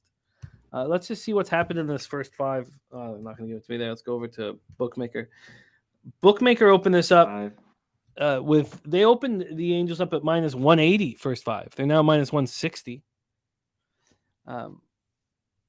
That's interesting. And then totals wise, first 5, they opened this up at 5.5, and it has dropped to 5.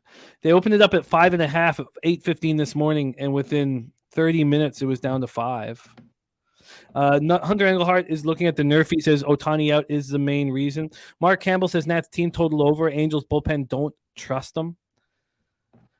I like both of these looks. I think Mackenzie Gore is more than capable of having a really nice start here. We've seen him in 2 very difficult situations shine. Now he gets no Ohtani. And I think Griffin Canning should be able to slow down this Nats lineup that can't hit. Hunter says, I think Canning can get touched second time through. That's why it kept me off the first time under. This Washington lineup had runners in scoring position a couple times on Ohtani. And the single got home for Razor Sharp Picks. Those of you who tailed the first 5, that's a huge deal. Nice. That's a huge deal. Nice job, Razor. I like both of these looks. Nats, first 5, and the first 5 under. Yeah, I think I'm going to move on that, the first 5 under 5.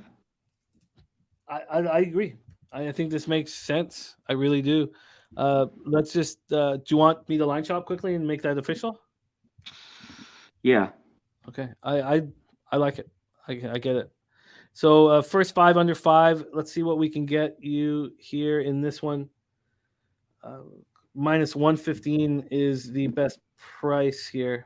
Minus 116 at Pinnacle, minus 115 some other books. So C-Mac is on the board. First 5 under 5 at minus 115. And I'm going to join you. There's a 107 at Bet Online. Oh, wow. Why don't I have that? Oh, because I don't have Bet Online on this board here. Next board, Bet Online. You're absolutely right. And there's more. Oh, no, those books we don't count. And there is Is even there a a better number? minus 110 at Sports Interaction. Sorry, that's my bad. Good work. I hate when I don't look here. Okay, I like it. Noli Knows likes it. I think everybody. I like that breakdown. That was fun. Okay, let's move on. Next up for us, we have the Oakland Athletics 2-9, 0-5 on the road to the Baltimore Orioles 6-5, 3-2 home at Camden Yards in Baltimore, Maryland, and we have come to the spreadsheet play of the day. So we've had Gambler's First Glance, we've had the Taint play of the day, and now we have the spreadsheet play of the day. And shout out to Ron Crawford.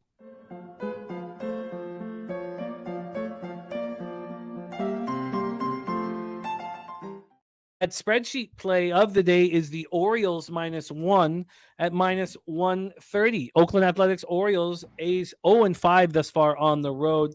3-2 at home are the Orioles over at Camden Yards. Rocco Rogers has moved on to the Orioles team total over 4.5 at -120.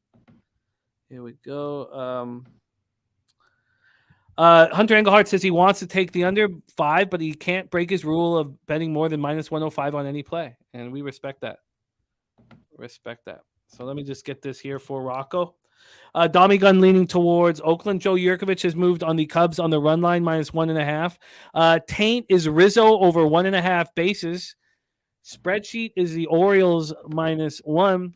And Gambler's First Glance is the Guardians at +105. So let's take a first look at the weather here over in Camden Yards.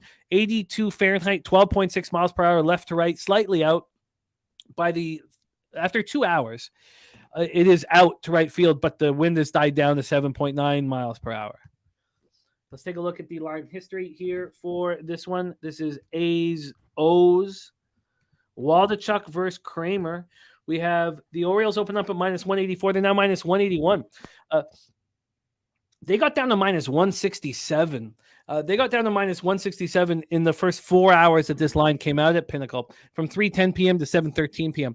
I think it's fair to assume that the people who attack those lines are sharp bettors, or more of the professional type of bettors.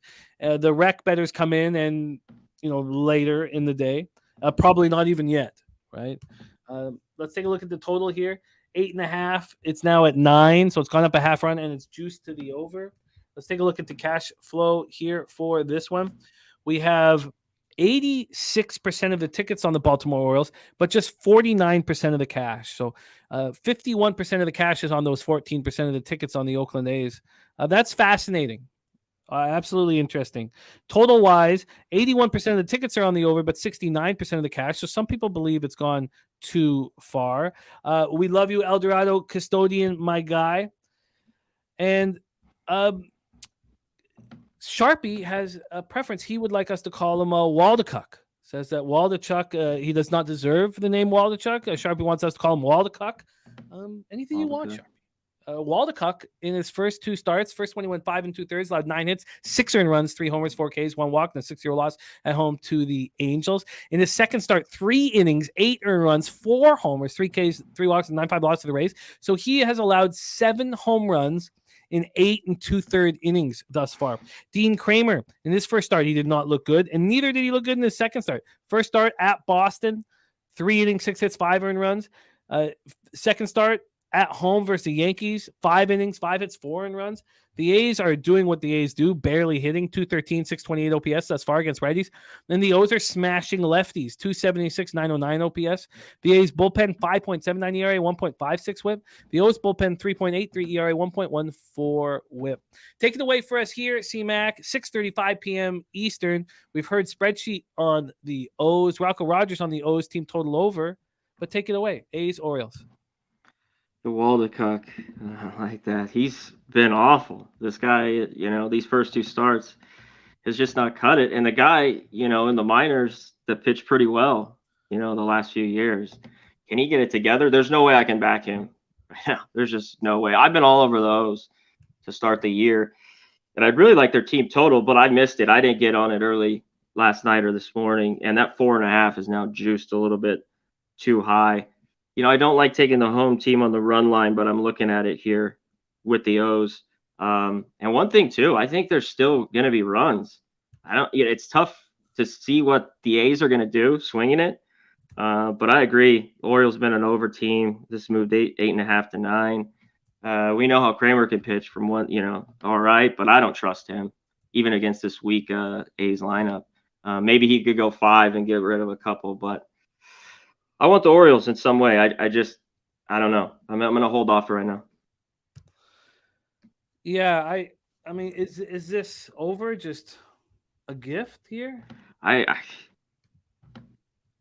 think it is, but you could always have the 7-1 game or so. It just drives me crazy. Jimmy keeps me up at night as you talk about it, Yeah, I know. I feel you. I always get nervous early in the year betting an over with pitchers who've looked lousy through the first 2 starts, and you see their numbers and they're ridiculously high and moves from 8.5 to the 9, and you're just like, the sample size is just too small for us to truly believe that they're that awful. But surely Waldekuk has looked terrible. I agree the 8.5 to the 9, but there have been some bigger bets placed on the under. JPG says there's a home run prop waiting to cash in this game. And TJ makes a great point. He says the really sharp bettors don't bet up until about 11 p.m. Pacific when the limits go up. So he says they aren't betting $500 max or $1,500 max limits. And TJ is absolutely right about that. Yeah, there's the limits early. Yeah. Yeah, absolutely right about that. But I mean, it's certainly not recreational gamblers who are waiting for the line to drop. But you make a great point, DJ, an important point. Am I just being lazy, not taking this first 5 over right now? I mean, what do we get from Waldechuk? Orioles hit lefties, and like I said, take their team total over 2.5, or you just go over the first 5. I kind of think that they're both vulnerable. I mean, obviously, is this a chance where Kramer gets right after going up against the Red Sox and the Yankees? Now he gets that's a possibility. That's why you mentioned the 7-1. Yeah, but then I could see him go 5 and give up 1. I mean, so this lineup doesn't really do anything. This A's lineup is all right. Kemp, Lorraine, let's check it out. Obviously, it's not official, right? Yeah, the lineup. And Sharpie says Baltimore first 5 -0.5. Says this is fucking Oakland. Come on, guys. Yeah. What's the number though? What's the best number? First 5 -0.5. TJ says the move so far has been to back the O's versus lefties. Says another one I'm not overthinking. Yeah. What's the best number though? First 5 -0.5. Let's pull it out. The best number on the first 5 here. Astros have 2 men on with 2 out right now. Run line first 5 is we can get you a minus. Can you give me a 110? I can't. Well, let me just see the next page. No, I can't find anything under -120. Let me just go to Pinnacle's actual site and see if we can beat it there. No, I can't find anything better than -120. Okay, let me look around. I just want to see if I can get better than 1. Yeah, for sure. No, it makes sense too. So we have first 5 over at Penny -0.5, -121 at Pinnacle. Okay, so -118 at Bookmaker. TJ found. DC Capper says fill your pockets with cash to play. Take Baltimore -1.5. And Baltimore's bullpens look pretty good thus far. Yeah, I guess, I just feel like I know that we're saying this isn't if we focus on the first 5 and we focus on Waldechuk, then why wouldn't we want Orioles first 5 -0.5 and the first 5 over? I guess when it seems a little too simple, I just want to do due diligence and take some more time on it, and that's what I will do. Let's move on to the next game on the board. 6:40 p.m. Eastern. The Boston Red Sox 5-6, 3-2 on the road. Tampa Bay Rays 11-0, 8-0 at home. We're going to bring back Jose Bouquet for the spot at Tropicana Field in St. Petersburg, Florida.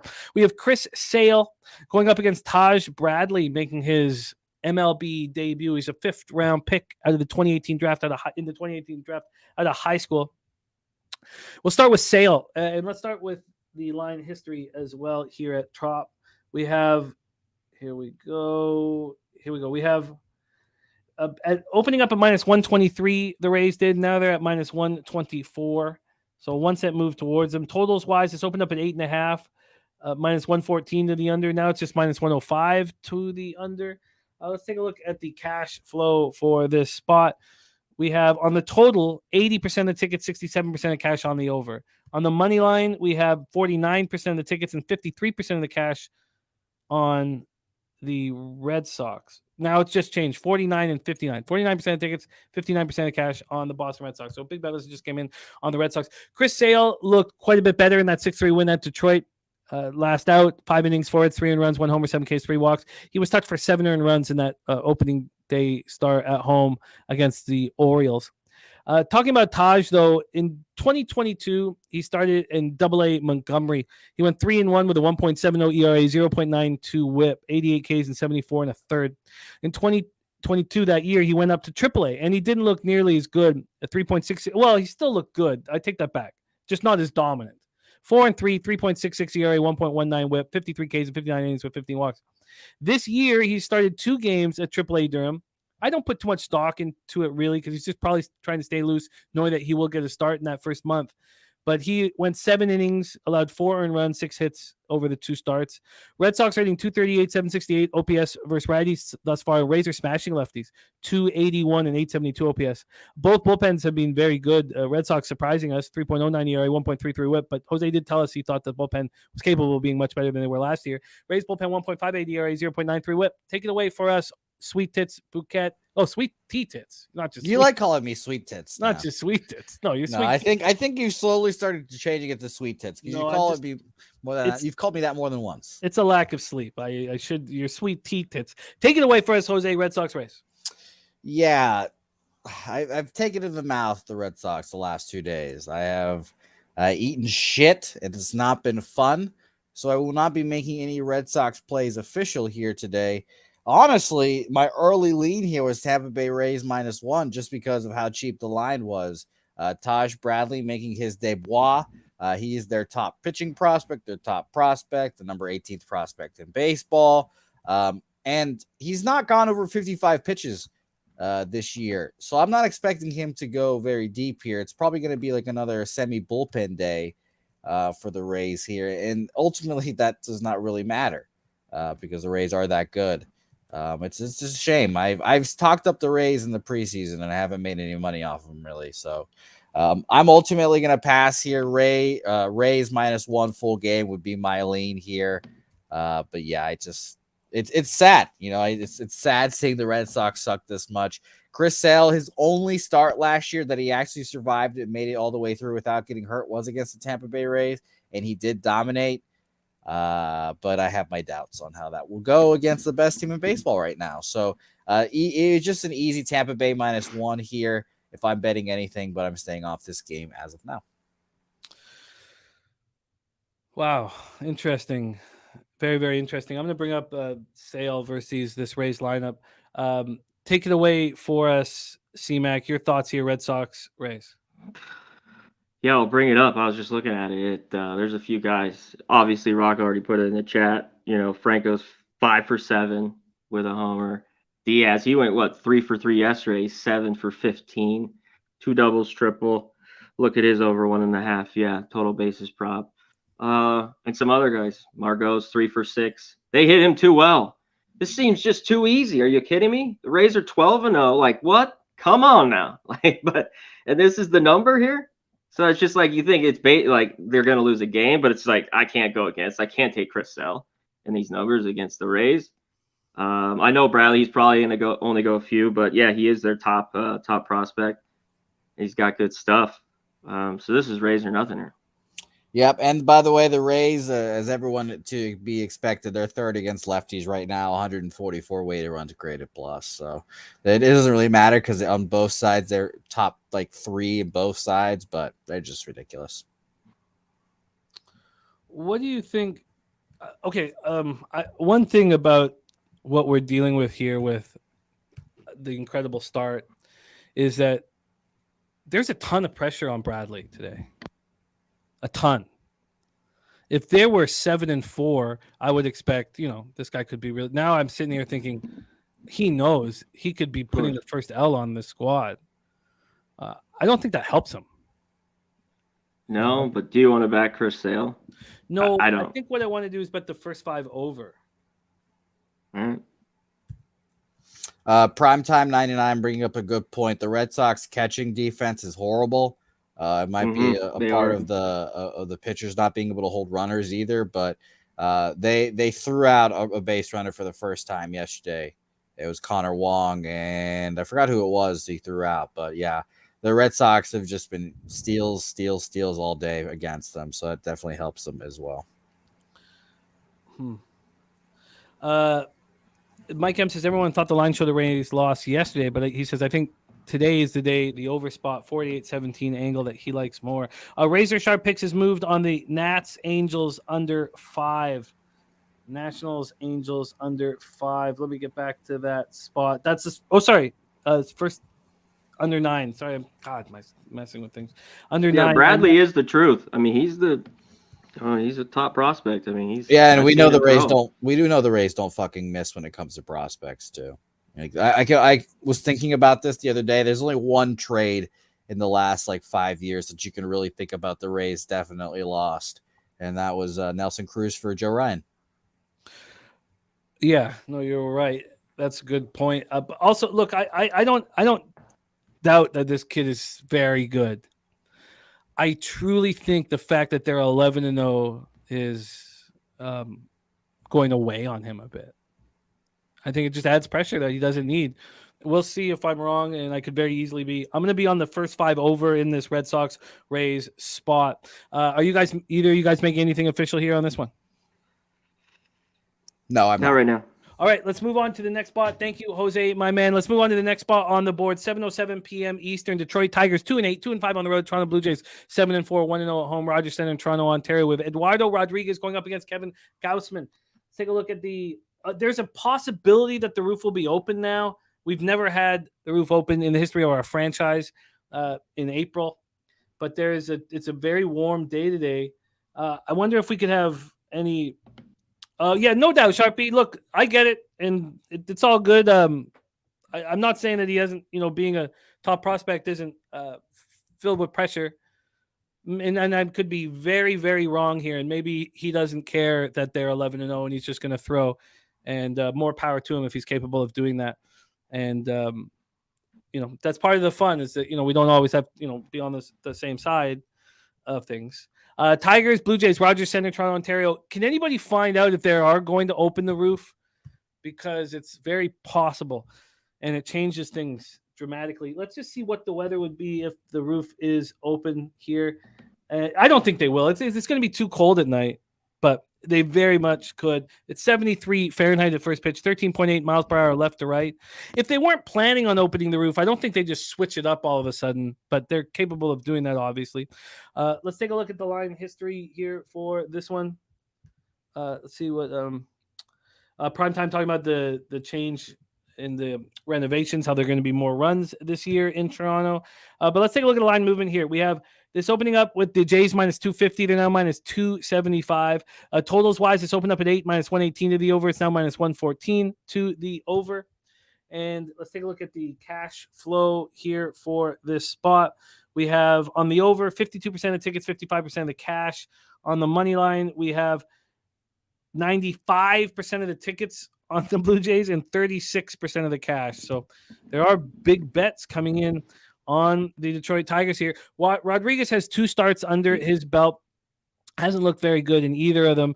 That opening day 4-0 loss at the Rays, he went 5 1/3, allowed 3 earned runs, 1 homer, 5 Ks, 2 walks. In his next start, went 4 2/3, 6 hits, 4 earned runs, 2 homers allowed, and 8-2 loss at the Astros.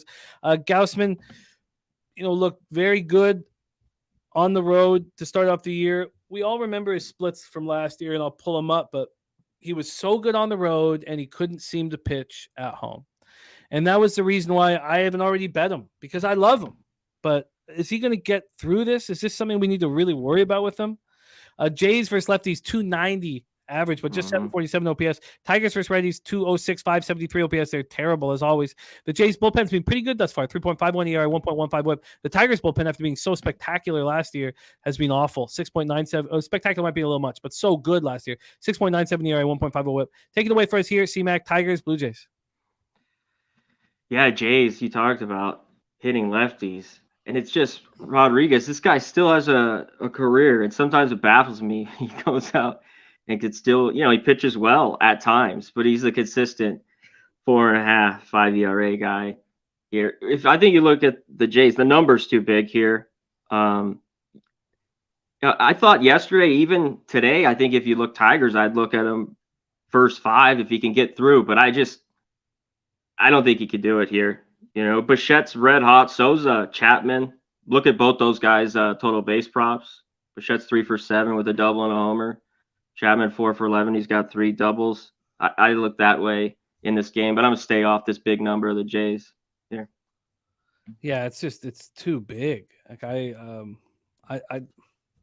and then we need Gausman to get off to a nice start at home. We need these issues that he's faced to not be reality. Because it didn't make sense that he would struggle so mightily. It made no sense. Yeah, it was weird. So I wouldn't mind just taking a look at Erod as well here, just very quickly with the matchups. But they hit him. Why wouldn't they just rake on him? I mean, who are you worried about in this Tiger lineup right now? That's what I was just gonna say. I mean, this lineup, it's tough for me. In spots, I'm gonna look to back them. Like I said, but at big prices. But yeah, this lineup's tough. Like today, I was looking at this last night. Yeah. Yeah, and then it's just what are you gonna take a -1.5, -140? Nolan Oates is similar to Stroman at home last season. Great to see you, Jacqueline. Jerry Young got lucky with Detroit first 3 and Jays -1.5. That was beautifully done. I was so upset that I took the Tigers first 3 plus a half at -110 and left all that money on the fucking table. Okay. What were they up? 3-1 after 3? Yeah. Yeah. But I just, it was a plus 190, I think, money line that I left. Ugh. All right. I don't know. I guess do we look at the Jays team total over? I mean, is that what we do here in this spot? It's just it's tricky how to get this vig down. And for me, 4.5 juiced or the 5.5, or I mean, unless you want to look first 5, you think they jump on Rodriguez? But the bullpen, I do love the righties in the lineup, though. Like I mentioned, I mean they're raking lefties, and I think they could get to Rodriguez. Yeah, I mean, what do? You turn it into a 5, but even that's going to be. But I guess maybe you do that. Turn that team. You do the 5 because if you want to go 5.5, I mean, but you need the 6. You wouldn't get the push, Not 5.5 or plus 105. I guess I mean, it's just going to be bonkers down there again today. Everybody's so excited about the weather and the. Okay, I'm going to sit with that a little bit more. Rogue Energy says Tigers will hit Gausman. Okay, let's move on to the next spot on the board. We have 3 games left on the MLB card. Next up, 7:20 p.m. Eastern. Cincinnati Reds 4-6, 1-4 on the road. Atlanta Braves 8-4, 3-3 at home. We're at Truist Park in Atlanta, Georgia. Hunter Green going up against Spencer Strider. Take a look at the weather here in Atlanta. I bet it's not that warm. I thought it'd be warmer. 73 Fahrenheit at first pitch, 7.4 miles per hour in, goes down to 6 miles per hour. We have It's Derl ready to rock for NBA right after this, and he's coming off a 4-2 day plus 2.18 units. Let's move on to the line history here for Reds Braves. We have this opening up. The Braves -241, now -264. Got up to -273. There's been a bit of buyback. From a totals perspective, this opened up at 8.5 and has dropped down to 7.5. Weather related and expecting Hunter Green to pitch okay here. 3 1/3 he did in his first start, but he's looked much better in that second start. Let's take a look at the cash for this spot here. We have 92% of the tickets on the Braves and 70% of the cash. I wonder at what point can we get ahead of the curve and say that, Hunter Green's going to be elite? I don't know when that is, but it'd be nice to be ahead of everybody. 60% of tickets, 91% cash on the under. We've seen it drop a full run. His second start, he went 4 2/3, 5 hits, 2 earned runs, 5 Ks, 3 walks, and a 5-2 loss to Philly. I still don't trust him. Strider looked excellent in his first start against Washington. 6 innings, 3 hits, no earned runs, 9 Ks, 3 walks. Followed that up with a tougher start. 5 innings, 4 hits, 3 earned runs, 1 homer, 9 Ks, 3 walks. Reds versus righties, 250, 763. The Reds are hitting righties harder than the Braves at this point in the year. Reds bullpen's been terrible as always. 5.06 ERA, 1.47 WHIP. Braves bullpen, it's an Anthopoulos baseball team, right? It's a great bullpen as always. Reds, Braves, take it away for us, C-Mac. Floor's yours. Yeah, when can we back Hunter Green? I took, opening day, I had the under, and he got hit by the Pirates. I just can't trust the strikeouts are there, the stuff, but he still throws straight fastballs way too much. And the big leagues with not the movement, he's going to get hit. So, where his arm's live, this number's big. Spencer Strider, though, I think is a guy. Talk about a K machine. I'm sure Sharpie, this is one of his favorite guys, already 18 Ks. And I'm sure his number's up there today. I haven't even looked at it. But yeah, I can't take the Reds in this spot. Braves are way too big a number. So this is just a pass. Yeah, it's the Jays and the Braves are it's pretty tricky trying to find ways to lower the vig here. Let's just. Do you want the Reds right now? 100. I don't think I need it. To take him first 5. To push I him don't like this. I don't want to fade. Look, it's the Reds haven't even seen Strider. I mean, what India's seen him 3 at bats. Stevenson 1 at bat. Nothing. But they haven't. I wish I got. I guess what I'm saying is I wish I got in on this under earlier, but I'm not going to now. Sharpie says we talked Strider last week, saying that the 7.5, saying take the 7.5 now because you will see DeGrom type numbers, and bam, we get a 9.5 today. There it is, 9.5 today. Yeah, that was kind of a gift at the 7.5. If you got that last week, because I think that's jump all over. There's our guy, Officer 50, Ayash Yala Cherry in the house. He's on the Braves -1.5. Yes, Swiss. I moved on one spot. I guess 2 if you count the 3 o'clock games. But I have a game popping off in 8 minutes, right? I believe it's in 8 minutes. Sorry, let me pull this up. I'm on the Yankees Guardians under 9.5, and the Cardinals Rockies first 5 over 7. Okay, let's roll on right now. Wow, Bo Jackson is a single ticket available for sale tonight for Raptors Bulls. If anyone's interested. Oh my gosh, I can't. I won't have the show. I won't be able to prepare for the show tomorrow. Thank you, Wally, our guy, $10 dono. What a great friend of the channel. Thank you for thinking of us, Wally, my friend. Wally. Get that cash, my man. All right. That sounds so nice, Bo. But I don't think I can pull it off. Are you on Twitter, Bo? Oh, of course you are, right? You are. Twitter. I'll hit you on Twitter. Next up, 7:20 p.m. Eastern. Cincinnati Reds. We just did that. Sorry. I'm thinking about going again. 8:05 p.m. Eastern. Kansas City Royals 3-9, 2-3 on the road at Texas Rangers 7-4, 6-2. We're at Globe Life Field in Arlington, Texas. I imagine that the roof is going to be open early in the year, but having a tougher time finding that information out. Let's just take a look at what the weather is. We have one more game after this, then we get into NBA. 73 Fahrenheit, 9.4 miles per hour right to left, gets down to 6 miles per hour. Then we'll go over to the total. Before I talk about the amount of money on the under, let's talk about how fast this line has gone down. This total has gone from, here we'll go up, Eovaldi versus Helen Brad Keller. Here we go. The opening up at Texas -168. They're now -163, a 5-cent move towards the Royals. Total-wise, it's opened up at 8, and it's gone up to 9. God, I thought it was the other way around. 8 up to 9. But we have 59% of tickets and 85% of the cash on the under. Books seem to have no fear with that action. Then you have 27% of tickets and 95% of the cash on the Kansas City Royals. I guess the belief that Brad Keller is a ace. I guess. He's a good pitcher. I don't know about Ace. His first start, 4 2/3, 5 hits, 2 earned runs, 6 Ks, 4 walks, 7-4 loss at home to Minnesota. It wasn't his fault, but he didn't last long enough. His second start, he went 5 2/3, 3 hits, 1 earned run, 3 Ks, 3 walks, and 3-0 win at the Giants. That was impressive. Eovaldi has not looked dominant, but he hasn't looked bad. He had the 16-3 win at home over the Phillies, where he went 5 innings, 6 hits, 3 earned runs. Then he had that 2-0 loss to the Cubs, where he went 5 2/3, 5 hits, 2 earned runs, 6 Ks, and 1 walk. The Royals just aren't hitting righties at all. 190, 558 OPS, while the Rangers 259, 778 OPS. The Royals bullpen's been terrible. The Rangers bullpen's been very good. 2.23 ERA, 1.07 WHIP. Do you have any lean towards the Royals early in this spot? Last night I was looking at them. They've already got me though this year, Jimmy. That offense couldn't hit. Like they've done a little bit lately. Both these teams have good numbers against the pitcher. This umpire a little bit over. He's already 2-0 to the over. But both these pitchers could pitch well. Keller too. His problem, he's gutted out those first 2 starts. He hasn't looked great. It's the walks. Can he get away with that again? A guy who walked 4 guys, let's say, in a start.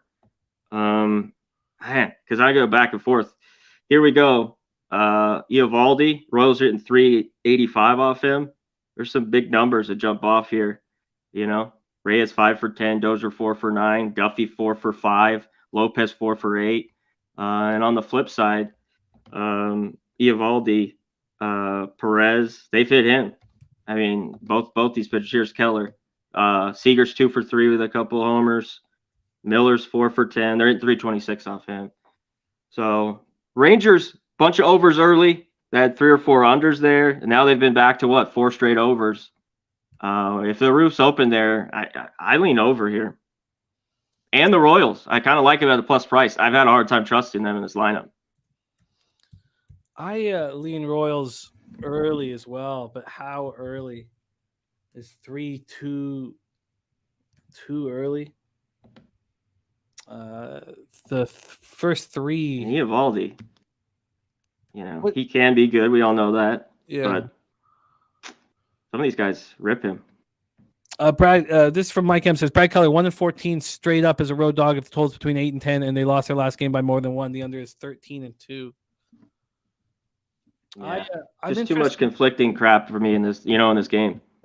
I hear you. I'm going to go deeper into it, but I have interest in the Royals early. All right, let's roll on to our final game here on the board. 9:45 p.m. Eastern. Los Angeles Dodgers 6-6, 2-4 on the road at San Francisco Giants 5-6, 2-3 at home at Oracle Park in San Francisco, California. Start with the weather out here in Frisco. It's 55 Fahrenheit, 15.2 miles per hour out to right field. Goes down to 14.1. Take a look at the line history in this one. We have the Giants opening up at plus 149. They're now at plus 143. But 6-cent move towards the San Francisco Giants. Total wise, this opened up at 8. It has dropped to 7.5, and it's heavily juiced to the under at 7.5. So I guess there are 7s here on the board. Let's take a look at the cash. We have 23% of the tickets and 82% of the cash on the San Francisco Giants. And then when we get to the total here for our final game on the board, we have just 55% of tickets and 48% cash on the under, but I guess bets that people respect. Noli Knows is on the under. Rocco Rogers looking at Kershaw over 6.5 Ks. TJ says top play of the day for him. Dodgers first 5 minus a half. Says fade. The Giants first lefties. Right now, the Giants first lefties are betting 193 with a 533 OPS. The Dodgers first righties 252, 853 OPS. Kershaw did not look great at Arizona in his last start when he went up against Bummy for a second time. 6 innings, 7 hits, 4 runs. He looked excellent in that first start, but you see Kershaw twice in a row. He doesn't have that much velocity. He's using a lot of tricks. Sharpie says Kershaw went to the IL or came off the IL in 2 games for San Francisco last year. So don't put much into the numbers versus the Giants. He wasn't right in those 2 games. That's important. And TJ says putting stock in Kershaw's last start is a mistake. Back-to-back against the D-backs. Cobb threw 3 2/3 in his first start. Didn't look very good, but he looked great in his last start. 3-1 loss at home to the Royals. 7 innings, allowed 2 earned runs, but it was the Royals. Take it away for us here. Both bullpens have struggled, especially the Giants bullpen. Take it away for us here, C-Mac. Last game on the board, Dodgers, Giants. Yeah, I kind of do like this under here in this one. We know it's blowing out, but it swirls there a little bit because I think Kershaw bounces back. It's in the Dodgers, classic Dodgers yesterday. They score 9 runs, and it seems like they score that. They got nothing yesterday. I think they get some runs here early. It's just with this value with Kershaw, you'd have to take -0.5 here with the Dodgers, but that's where I'd look. First 5 or the under in the game. They have pretty good numbers off Cobb. Do them, and I think Dodgers get some runs here early after getting nothing last night. Yeah, I like Kershaw to shut down the Giants after last night as well. It just doesn't quite fully correlate. And that first 5 is at 3.5. You like the under 3.5 in this spot? I really wanted the 4. Oh, I'd love the 4. I just want to see when this was. So this opened up at 4, and it was there for 3 hours, almost 4 hours, before it moved to 3.5. You can tell too, like all the props, the hitting props are crazy high. Obviously, we know that ballpark, but the home run props, the total base props, up there. I think they think there's not going to be a ton of runs here. It doesn't. Dodgers need it. This Dodger bullpen has been good. I think they're going to be all right, but last night they got hit up for 3 in the 8th. There's still issues on the back end. Yeah, it doesn't. They don't look good, no doubt about it. I guess I just have to stay off, even though everything's telling me that Kershaw is going to. Yeah, Dodgers could get 4 of their own. I mean, that's always so. That's why I'm not just crazy about it. But I look that way, or I look Dodgers first 5 -0.5. Market is saying that both pitchers pitch well here. I guess it just doesn't. Unfortunately, it just doesn't correlate with what I'm trying to do this year, and I got to keep a tight ship. But I do really like the idea of Kershaw pitching well here, but I just can't move on it. So then if I can't move on it, the only thing I would look at is a Giants team total under, possibly first 5. But if I like that, then I got to study Cobb a little more, because I've historically loved Cobb, but I have the vividness bias from the days when he was with the Rays in the AL East. So first 5, I'm going to study this a little more. All right, we got to get into NBA. Let's review all action here in MLB, and great work from the chat as well. So Viper off an excellent day yesterday. Remember, it's Frank White's birthday as well. I'd love to see if we can give him a best bet at some point. But Viper MB's on Miami, Philadelphia over 8.5, Boston, Tampa over 8.5, Detroit, Toronto over 8.5. LJ from H-Town gave us Astros first 5 team total. What's going on in that game anyways? Are we... Still got zeros, I see. Still got zeros. King Al says, anyone on the Cubs? There are cappers on the Cubs. I couldn't pull the trigger on the White Sox first 5. It's too bad because that game is off. I did move on the under in Yankees Guardians. Probably would have had Giolito if I had more time. C-Mac is on the Mets first 5. That game is off right now. Mariners Cubs, neither of us moved on it, but there was a lot of talk in the chat. A ton of talk in the chat. TJ's on the Cubs first 5. I'm on the first 5 over 7 in St. Louis, Colorado. Jose Seje play today is the Diamondbacks first 5 -0.5 at +100. We did not move on Marlins Phillies. Razor Sharp Picks is on the Nationals Angels under 9, and C-Max on the first 5 under 5. And I want the Nats first 5 and the first 5 under. I've got to study it a little more, but I expect to move on the Orioles first 5 -0.5 and the first 5 over. But I need to. I'm moving on it. Which one? one? I'm not taking that. The best is that 118, the first 5. And I don't do home teams a ton, but I'm going to roll the dice. I got +110, the best number that I see. Run line, Royals. First 5. Orioles. Sorry, I said Royals. Orioles first 5 line. or full game? Full game. +110. Because that first 5, if the best -0.5 is 118, it's a little bit too much for me. So Full game -1.5 was at -110. +110. Excuse me, +110. All right, C-Mac is in. Orioles full game -1.5 at +110. Ron Crawford spreadsheet play today's Baltimore -1. I'm interested in the first 5 over in Boston. Tampa, I expect to move on it. I'm going to move on the Rays somehow. Anything some guys put score first. I don't do a ton of that. I'm going to look at it. I'm going to wait. I'm thinking about moving on the Jays team total over 5, thinking a lot about it. Okay. Reds, Braves, we stayed off. I'm thinking heavily on Royals first 3, but need more time. And I need a little bit more time on the first 5 action here with the Giants. Astros are now up 1-0. There you go. There you go. That is our MLB today. So anything you add, tweet out. We'll put it on your record. C-Mac coming off just a great basketball season. A smaller sample size. Too bad we didn't have more, but very, very impressive with an enormous ROI. Thank you for all of that. And opening up your account here in MLB. C-Mac, what does the rest of the week look like for you, my man? I know that you have your golf show out right now, and that starts tomorrow morning. It's out. But Golf is out. Starts tomorrow. Yeah, Heritage starts tomorrow. Cool. Yeah. Okay, so all the big guys are in it. So loaded field. Check it out. RBC Heritage. Little plaid jacket. Not quite a green jacket, but a plaid jacket for the winter. Yeah. All right. And that video is up right now on our homepage. What else is up for you for the rest of the week? Yeah, I'm off tomorrow. That's good. I'll be with Jose on Friday. So that's it. Sweet. And we have live streams Friday and Sunday with NBA playoffs. So I'll be on Sunday with you. Beautiful. Awesome. That's what I need. All right. Thank you so much. Follow Conor Mac on Twitter at Conor Mac Picks. And all right, Jimmy. Any last words, buddy, for the Cappers? Shout out to the chat. As I say, best chat in the game. Hands down, period. Shout out to all you guys. Let's get paid today. I'm out of here. Peace. We've been on too long. Let's get to the NBA, baby. There he is, C-Mac in the house. Also, we have playback. Jose Bouquet hosting playback tomorrow.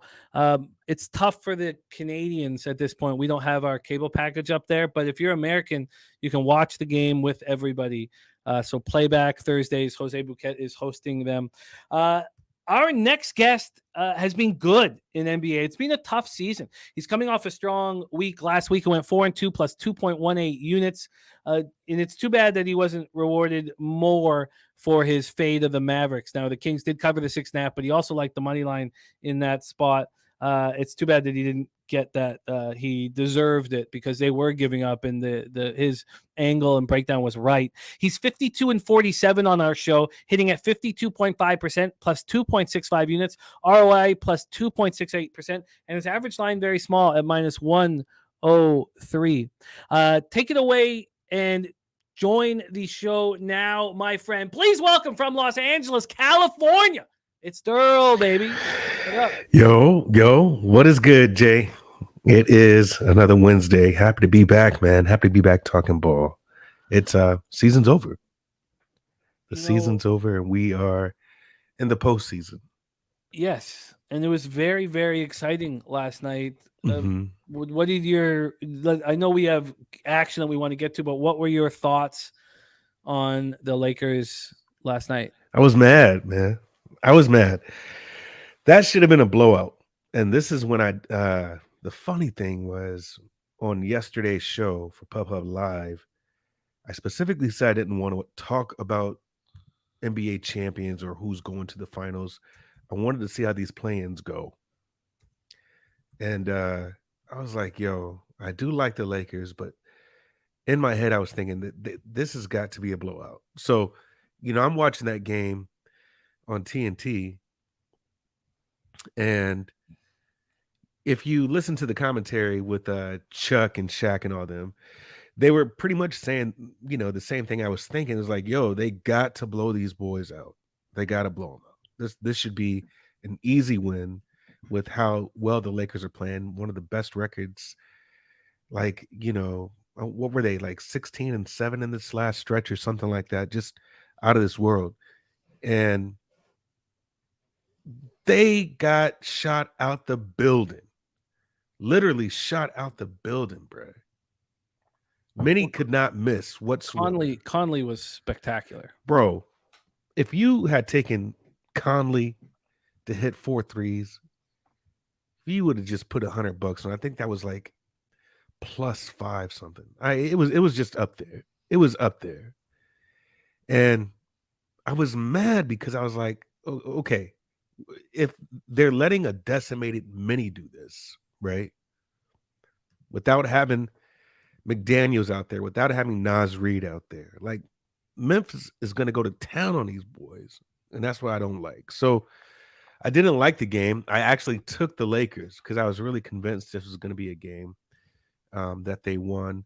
But it does say a lot about their fortitude. And as well, when a team is shooting over 40%, man, or over 50% from the field, the likelihood of them winning that game is a lot higher, right, than normal. If you're hitting over 50% from the field, close to 50% from the three, bro, you're most likely going to win that game. And you just saw these stretches where many just could not score. Lakers were going stretches where they didn't score.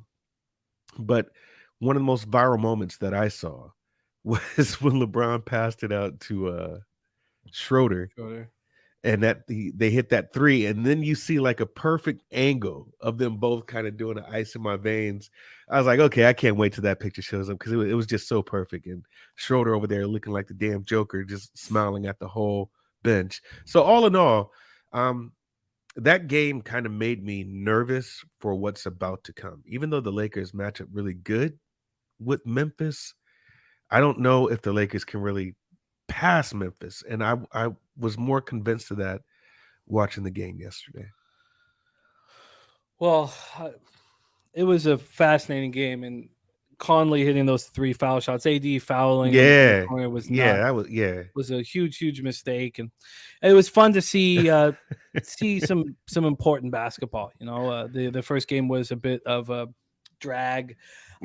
Let's get into tonight's action. So I've got 2-unit parlay that finishes off with the Raptors money line. Okay. But before you do that, though, you know Razor Nutflush is just going to jam me the fuck up, man.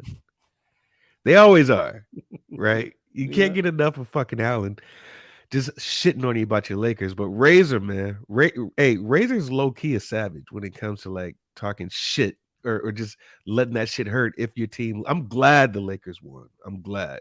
Because Razor wasn't going to let me hear the end of it. So hopefully you have some luck on the day, too. Well, you got in, and we all got paid for the Lakers making the playoffs. So we are thankful. Let's get to tonight's action right now. The play-in East, 9th place versus 10th place. Yeah. This is a big game in the house for us. The kids know about it. Their jerseys were laid out. Yeah. They know about it. They know what's up tonight. And you're one of those dads, bro. Come on, man.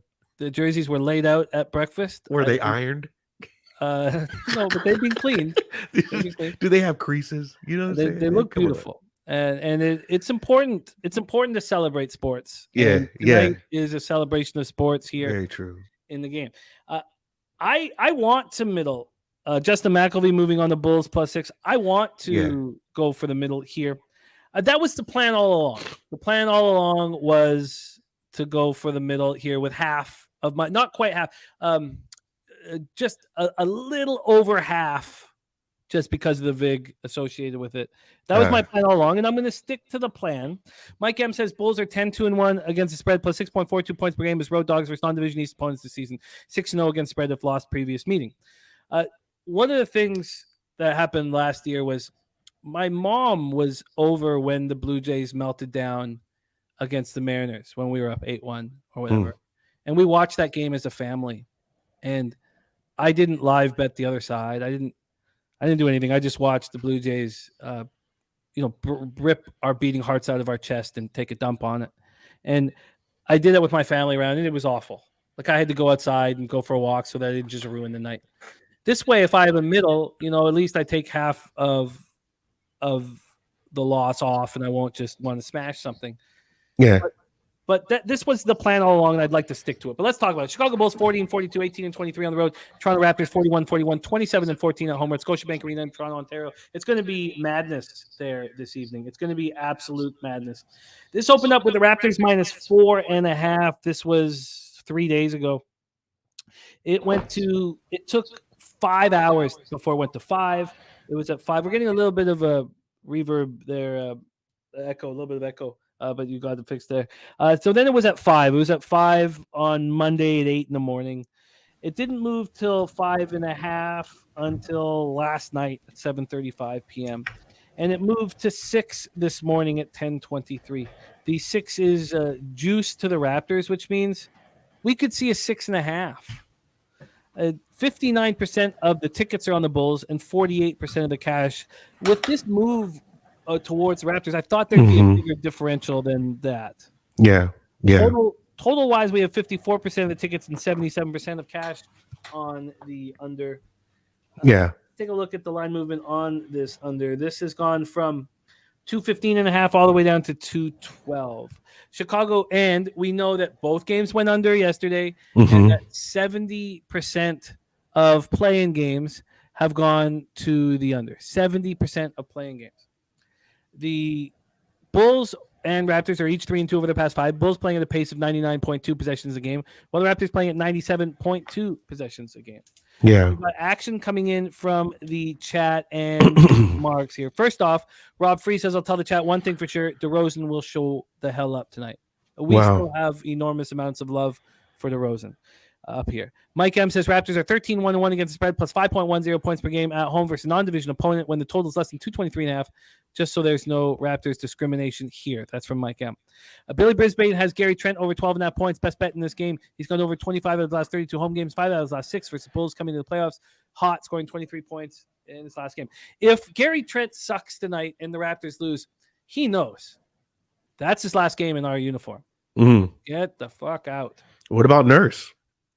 You know what? Nurse can make whatever decision he wants. We won an NBA championship. If he wants to go somewhere else, if it's getting stale or whatever, we have love for him and he can leave, and that's fine. Yeah.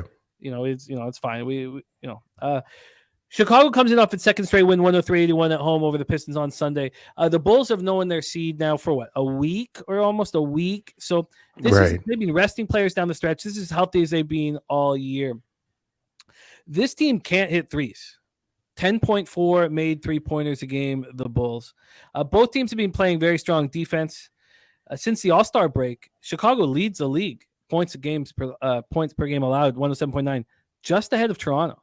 So that's why this line is down to 212, and also the fact that 70% of these playing games have gone to the under. Toronto snapped their 2-game losing streak with a 121-105 home win over an undermanned Bucks squad on Sunday. It was maybe just washed that horrific taste in our mouth after what Boston did to us in those 2 games. Toronto won the regular season series with Chicago 2-1. We won both our games at home. Chicago won their game at home.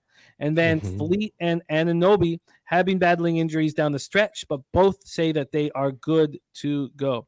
Brizzy says Nurse is the Canadian national team coach and the Raptors head coach. He ain't leaving anytime soon. I hope we hope that's the case. But if he was to go, it'd be fine. There'd be no real issue here. This team is underwhelmed all year long. The question is, Derl, will they continue to underwhelm? And how are you getting paid in Bulls Raptors? So nothing official here as of yet. My gut tells me Bulls. It really does. My gut tells me Bulls wins this game outright. Jesus. Absolutely. But why I can't really why I'm in church on this, honestly, is because I just need to know which Bulls team is going to show up. Is it going to be that Bulls team that was down to Memphis by 20, 28 points or something like that, and came up and won that game? Or is it the game they played afterwards against Atlanta, and Atlanta smacked them up? Right? So I don't know which team is going to show up. And I honestly believe, if you want me to put my tinfoil hat on, I believe the Bulls are going to make it into the playoffs. They're going to win both games. I believe that. I really do. But what confuses me about this game, the reason why I stepped off of it, is because that total is low as shit, man. That total is low as fuck. I looked at the first quarter. It was Bulls +2. Total for that game in the first quarter is 52 points. 52 points. And this is coming from a team that, as of lately, mind you, it's the latter part of the season, but if you look at their season overall, is allowing 29 points in the first quarter, season average. Last 5 has been over 30, right? And we're talking about a total of 52 points And that's 26-26, bro. And so I believe the Bulls pretty much should come out strong and hard, but the total is too low for me to think that there's going to be any type of, the pace is definitely not there.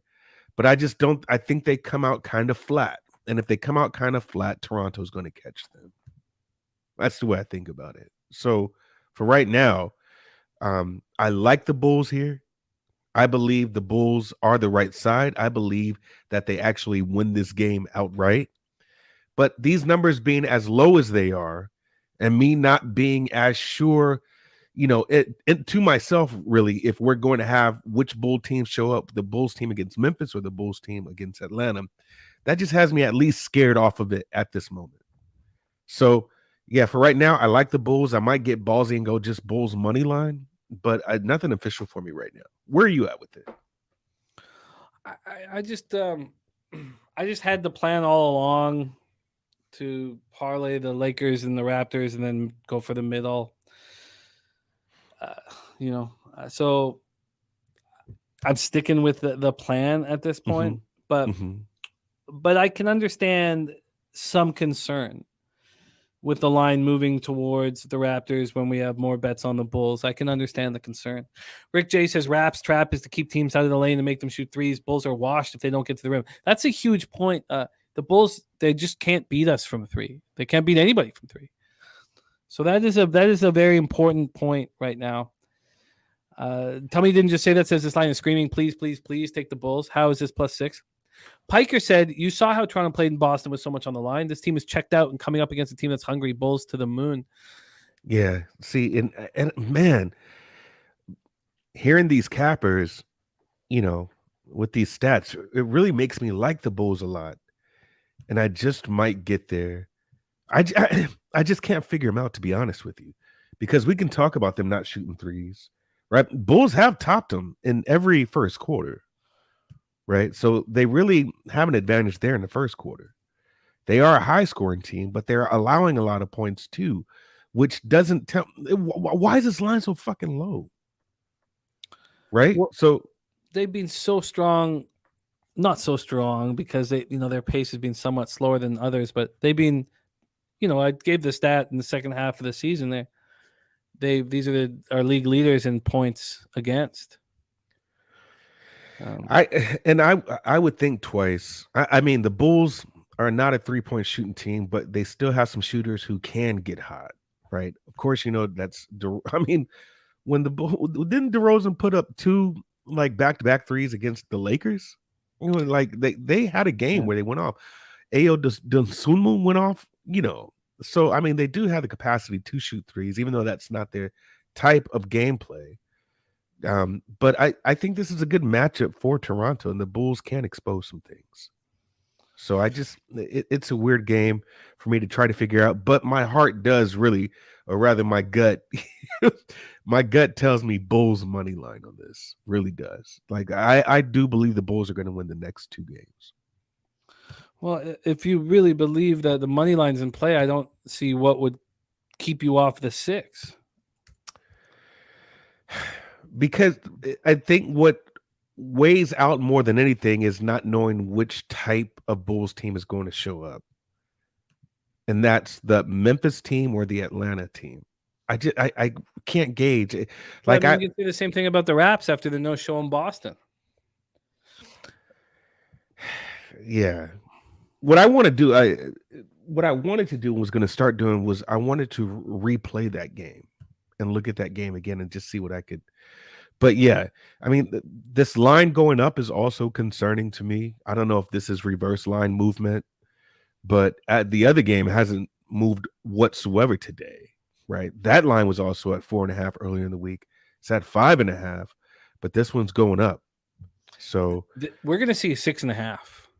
Yeah, it's crazy. We're going to see a 6.5. Bookmaker at Bet Chris, as they work in unison, have moved the -6 for the Raptors to -115.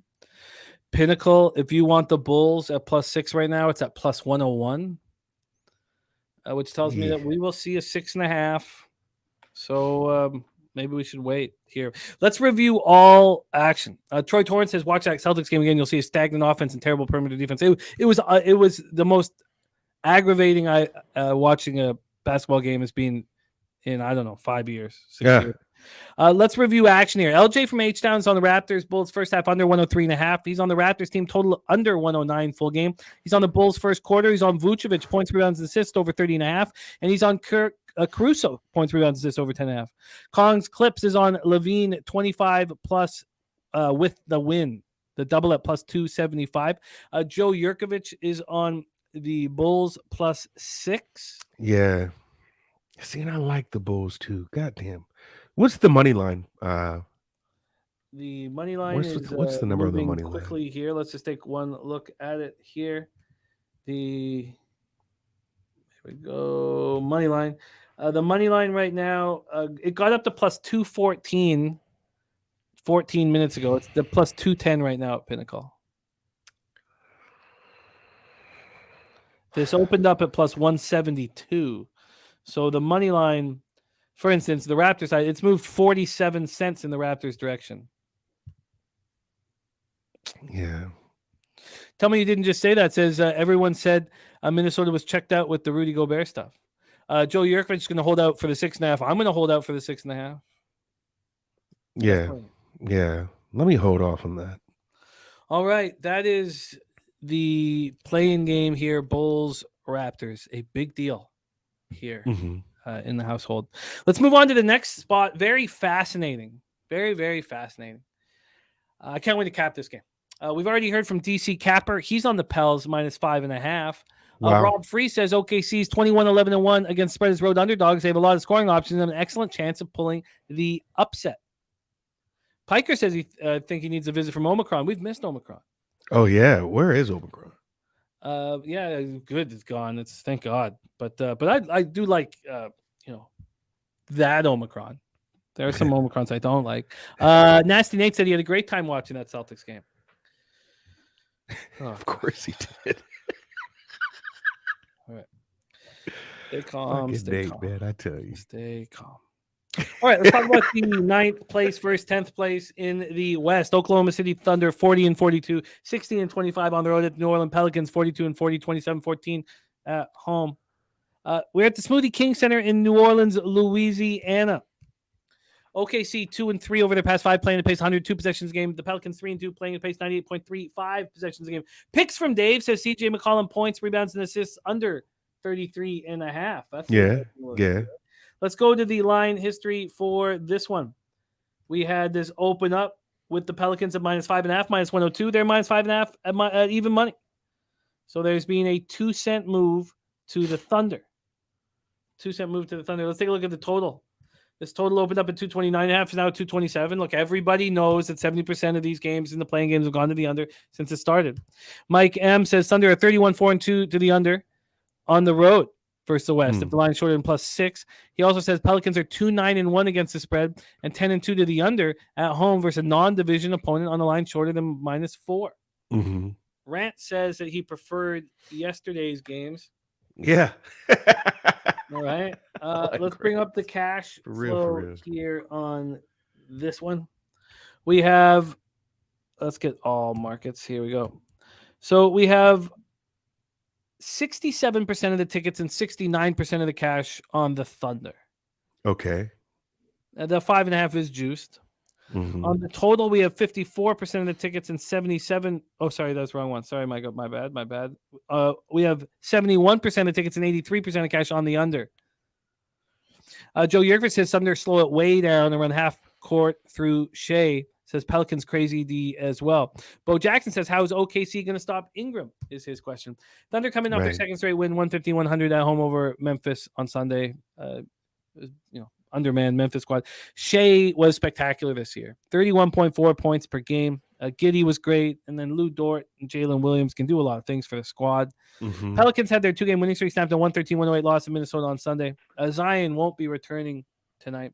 Oh, I did tweet it out because he says I can pretty much do everything.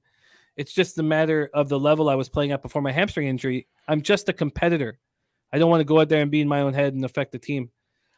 I tweeted it out because he's got the wrong word. That's not a competitor. The word he's looking for is useless. Yeah. You're fucking useless. If you're a competitor, you would come in off the bench, try to give your team a spark, maybe get some boards, but you would be out there trying. Him calling himself a competitor is absolute bullshit. That's brutal. It's absolute. You can't say that. You can't say I can pretty much do everything. Just shut the fuck up. Wear your fucking sweatsuit and shut the fuck up. We don't want to hear anything you have to fucking eat your say. hot Cheetos. I get it. I just couldn't believe it. I truly I was beside myself. You can't say that. You can't just don't say anything. Say, look, I'm still working my way back. I'm not 100%, so I'm not gonna be on the floor. Say that. Don't tell me you're a fucking competitor, bro. So, you see, he's gained all that weight back. He's just that. It was just just don't say you're a competitor. Trust me, he eating that good Nola food, man. Trust me. No, I mean, seriously. Zion is not really giving a shit about being a part of this squad. Personally, I think he wants to be somewhere else. Well, just go to China and play basketball. Fuck off.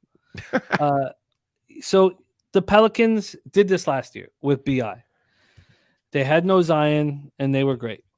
They were absolutely great. BI steps up. BI now he's a competitor. Yeah. Just God, it's just don't. Okay. What do I care? I really don't care. But you don't do. Don't. Well, I just don't like him saying he's a competitor. Don't. God, you're not a fucking competitor. McCollum also is capable of stepping up in big games, but we already heard of the under 33.5 that was dropped. Who gave us that under 33.5? Sorry, by picks from Dave. CJ McCollum points around this under 33.5. So the Pelicans won 3 of 4 meetings against Oklahoma City. Oklahoma City won the last one. Alvarado is stress reaction is not expected to play for at least another week. Grand Theft Alvarado. You need him out here too. I want to hear your breakdown. I'm very interested in this game. I'm looking forward to watch it. But is this the end of the road for the Thunder? Do the Pelicans take care of business at home? What are you thinking here? Take it away. Hot take. Very hot take here, man. I believe the Thunder are going to win the next 2 games. I believe the Thunder is going to be the 8th seed. I think so. I think both the dogs here are going to be the 8th seed in both conferences. Wow. I jumped on Thunder first quarter +2. That's an official play for me. I also jumped on Thunder first quarter money line. So let me just get. So you have third quarter +2. No, first quarter. Oh, what's first quarter? Sorry, first quarter +2.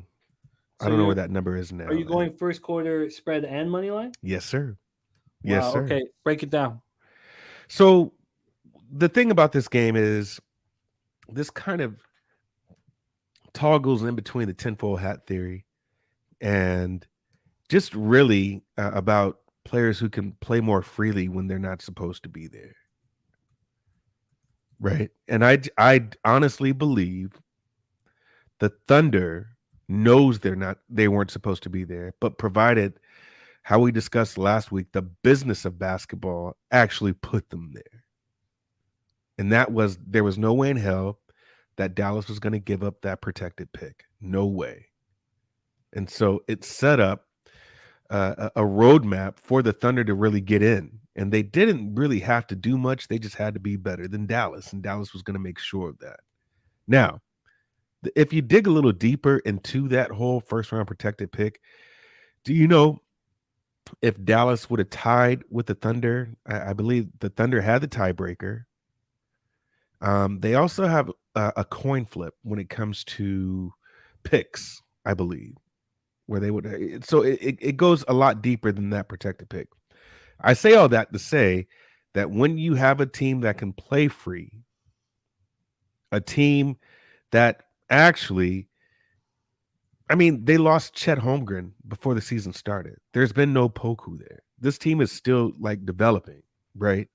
And you have right now probably SGA playing the best ball that he's played he's past that development stage into who this guy really is.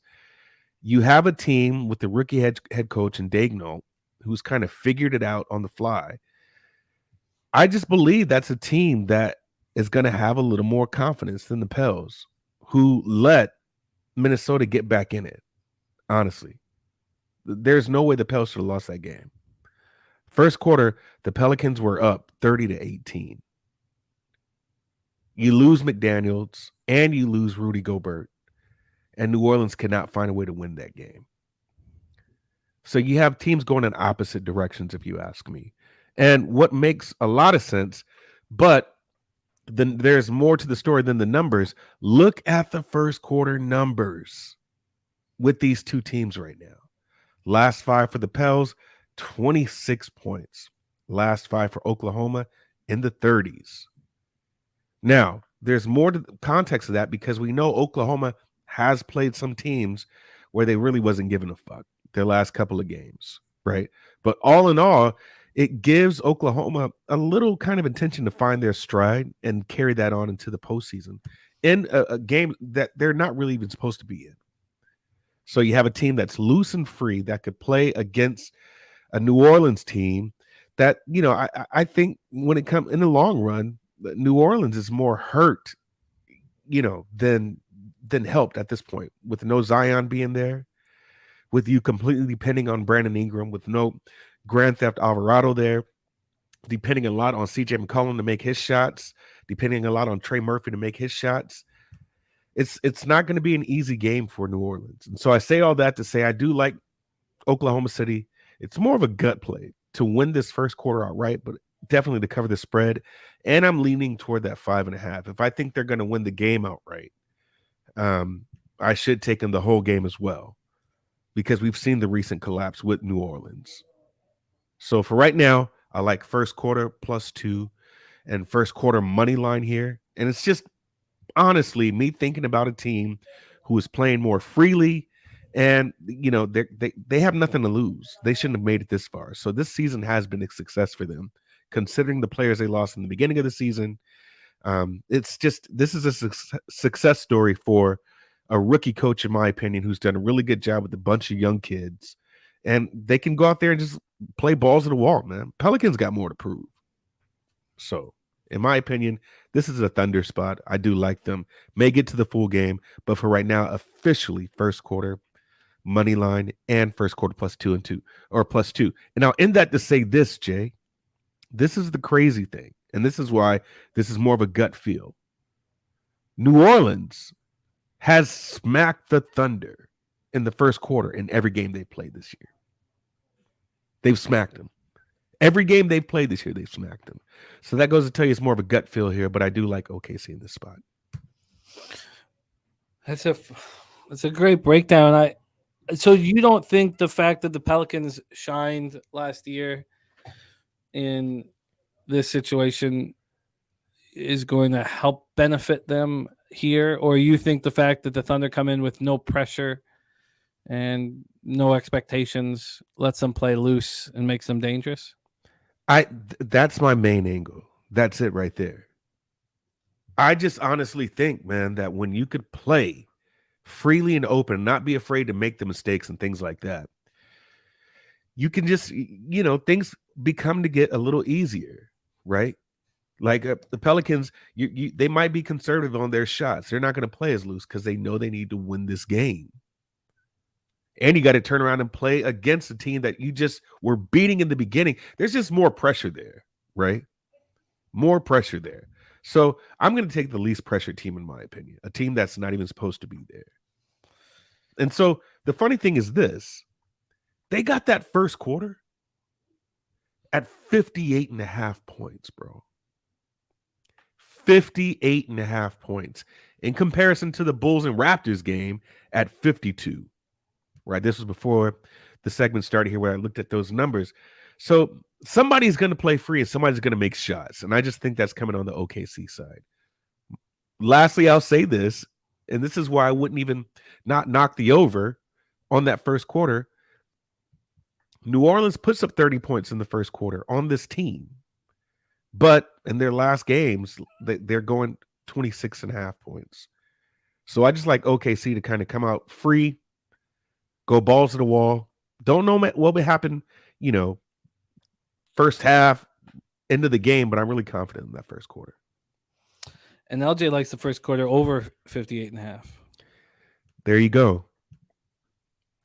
Wham Bam says, I like the Pelicans here, but the Timberwolves win Friday because Ant won't have 3 bad games in a row.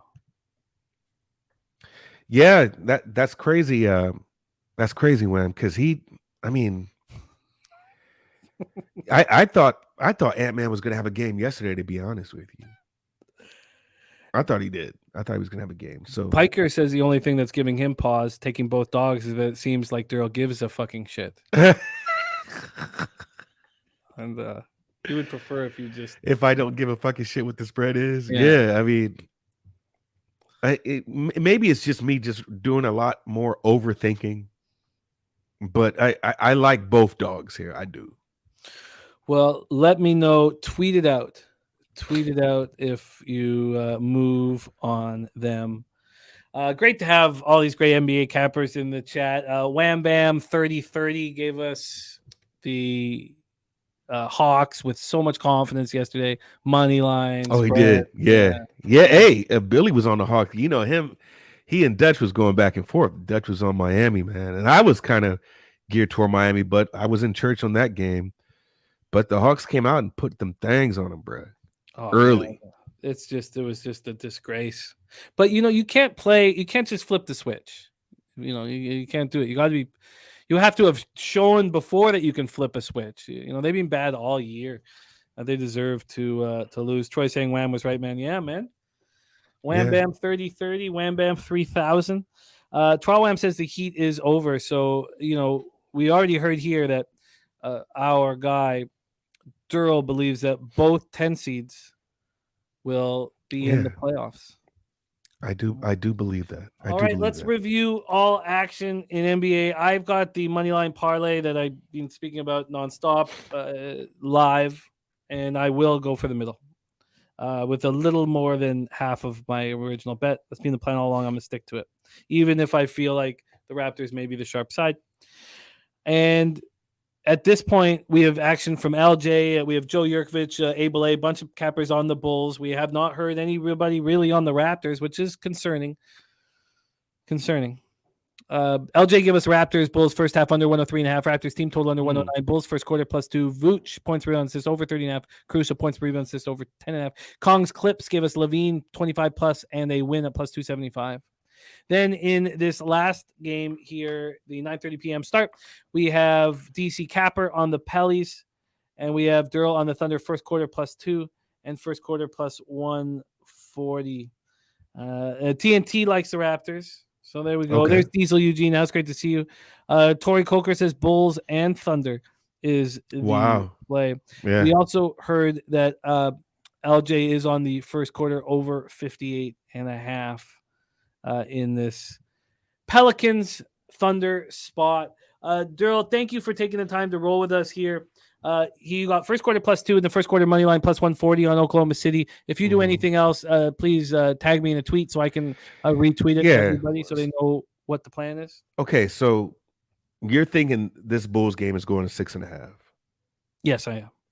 How many cents would that move the Bulls money line to, do you think? The first quarter money line probably doesn't move that much. Full game. It's possible that this doesn't go to 6.5. It's possible that we saw the furthest. No, it's still there. It's possible that it doesn't. The only reason why I say that was because the money line looked like it might have hit the tip there, or the height here, because it got up to +214 at 1:21 p.m. and then they dropped it 4 cents. Okay, so 210. Okay. I'm gonna play that now. I'm gonna go with the Bulls +6 and Bulls money line. Wow. Okay, well, we get you, Derl, we get you the Bulls +6 at +101. And we got you the money line at plus 210. You are locked. This is just all full game. Yeah, you're Okay. locked in. Wow. All right. Derl has made his moves. Bo Jackson says big balls, Derl. AOD says that Jay Money's on the Bulls too. Alfred says Bulls plus 180 right now at MGM. I got him at plus 200 for my local. So yeah, I can't be in church on this one because if I go with how I feel, I honestly believe that the 210s will make it into the playoffs. Now I'm more convicted with the Bulls making the playoffs than OKC, because it's still OKC. But I do like the Bulls' chances, and I'm not going to overthink the game against Atlanta that they did lose. That was kind of a must-win game for them. I'm going to gear myself towards the Bulls and Memphis game because Memphis was definitely a harder opponent. So, yeah, I like the Bulls' money line and plus 6.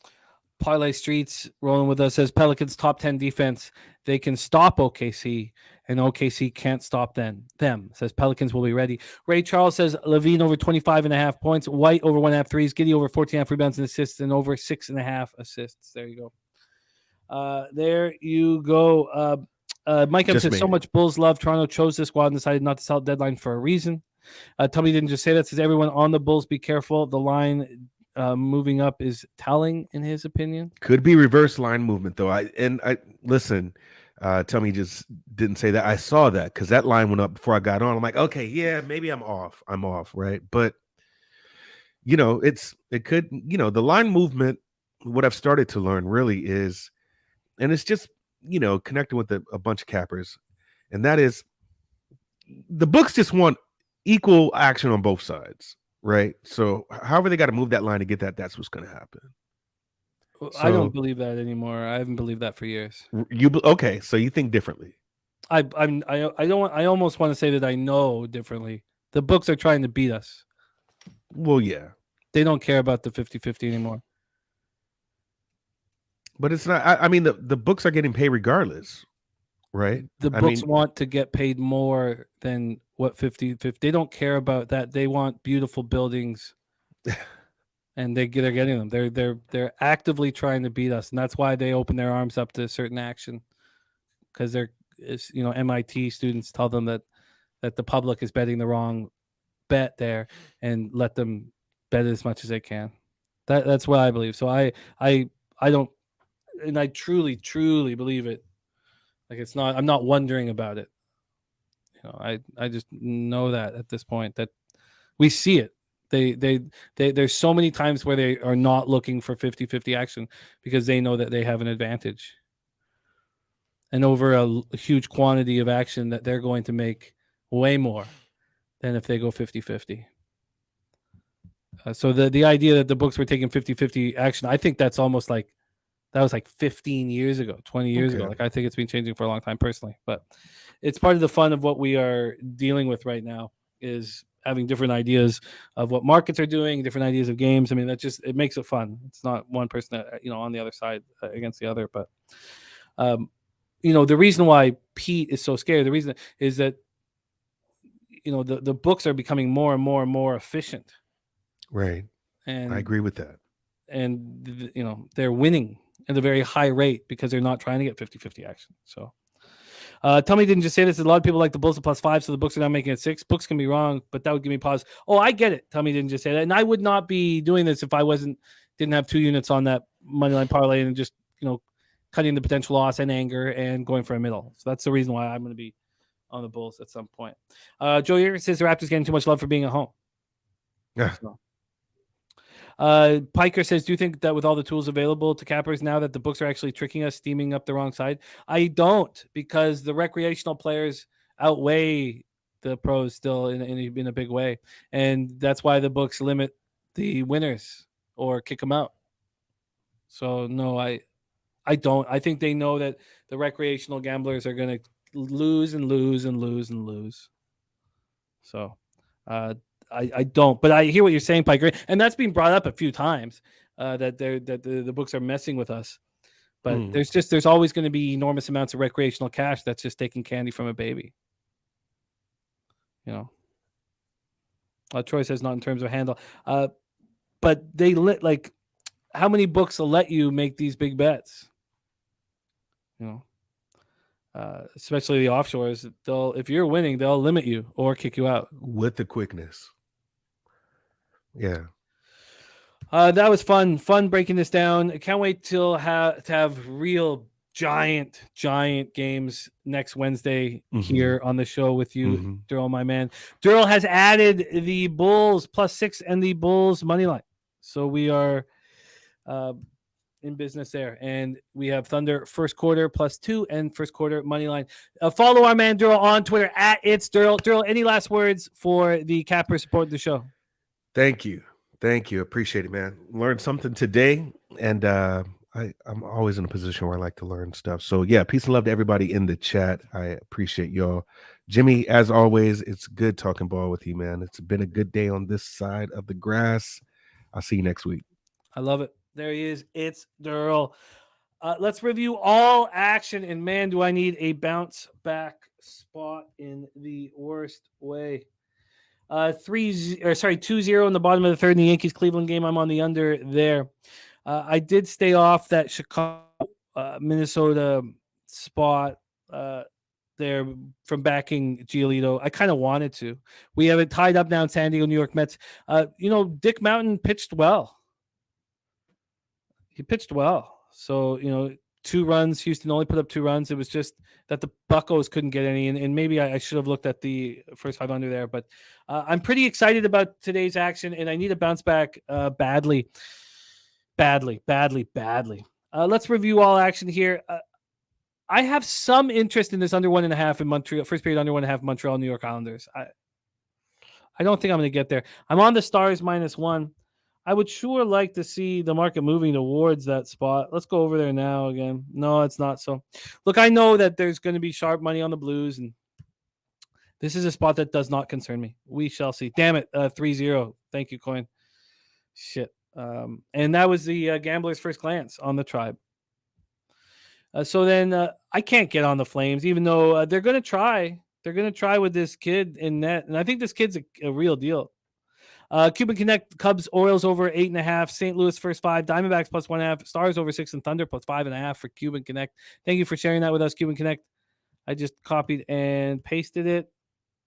There we go. The hip to be square play of the day is in. It is Rangers Orioles up 3.12 units here. I copy and paste that. Nice job. Nice job, Mike. All right, and then in MLB, let's review all action. So I'm on the under in that Yankees Guardians game. Gambler's First Glance was Guardians money line +105. That looks great right now. Dabby Cab gave us Astros first 5 team total over 2.5. Phillies first 5 -0.5. Looks like Troy Torrance. Well, I don't want to talk like that. I don't want to put that shit on anybody, but he's got a nice spot on the Astros first 5 -0.5. But he also did the team total over. He's got Cards first 5 -0.5, Bulls +6. C-Mac gave us the Mets first 5 -110. That's back in business. Mariners, Cubs, we stayed off. I'm on the first 5 over 7 in St. Louis, Colorado. Jose is on the Say Hey Play Today. Diamondbacks first 5 -0.5 at +100. Marlins, Phillies, no action. Razor Sharp Picks is on the Nationals, Angels under 9. I'm going to be moving on the first 5 under here in a second. C-Max on the first 5 under 5 -107. I also want the Nats first 5. C-Max on the Orioles full game -1.5 +110. I want to get in on the Orioles and the first 5 over in that spot, but I just need a little bit more time. First 5 over in Boston, Tampa for me. The team total over 5 for the Jays I'm very interested in, but I'm going to study it a little more. And I kind of like their Royals first 3. I think Keller's a better pitcher than Eovaldi. Then Giants first 5 team total under, or the first 5 under. I'm going to spend some more time with in Dodgers Giants, and we've already broke down the NBA. There it is. Not flush out. Bottom line, look at the Pete's eyes. Listen to Jimmy's voice. It's the truth. I love it. But I want Pete to talk more about it on our live stream on Sunday. And look, I was bad last Sunday on the live bet stream Sunday Night Live, and it's just eating at me. It's just eating at me how bad I was. Going over what I could have done differently, what I should have done differently, and this. I got it. I had a nice big payday on the Lakers live +4.5 last night, and I was angry. I had a bad night, and I bet more than I should have on it. And I'm ready. I just want to be back on Sunday Night Live so badly because I'm embarrassed about how bad I did. I love the opportunity that, we do everything honestly and transparent, and sometimes it makes you look bad and sometimes it's embarrassing, but that you guys still fight with me, if I'm coming off a bad day or if I'm coming off a good day. That means so much to me, and I thank you guys so much for it. Shout out to all you guys. Thank you for your support. TNT, Tori, Coker, Piker, Nutflush, Allen, Kobe Hartman said Detroit first 3 cash big. Great, Kobe. That was my only goddamn winner in baseball. It made me want to smash something. Parlay Angel, Baltimore, Toronto, Atlanta, moneyline parlay today. Darren Turner says need the Stros, Mets, and Guardians close these games out. Go get it, Darren, my man.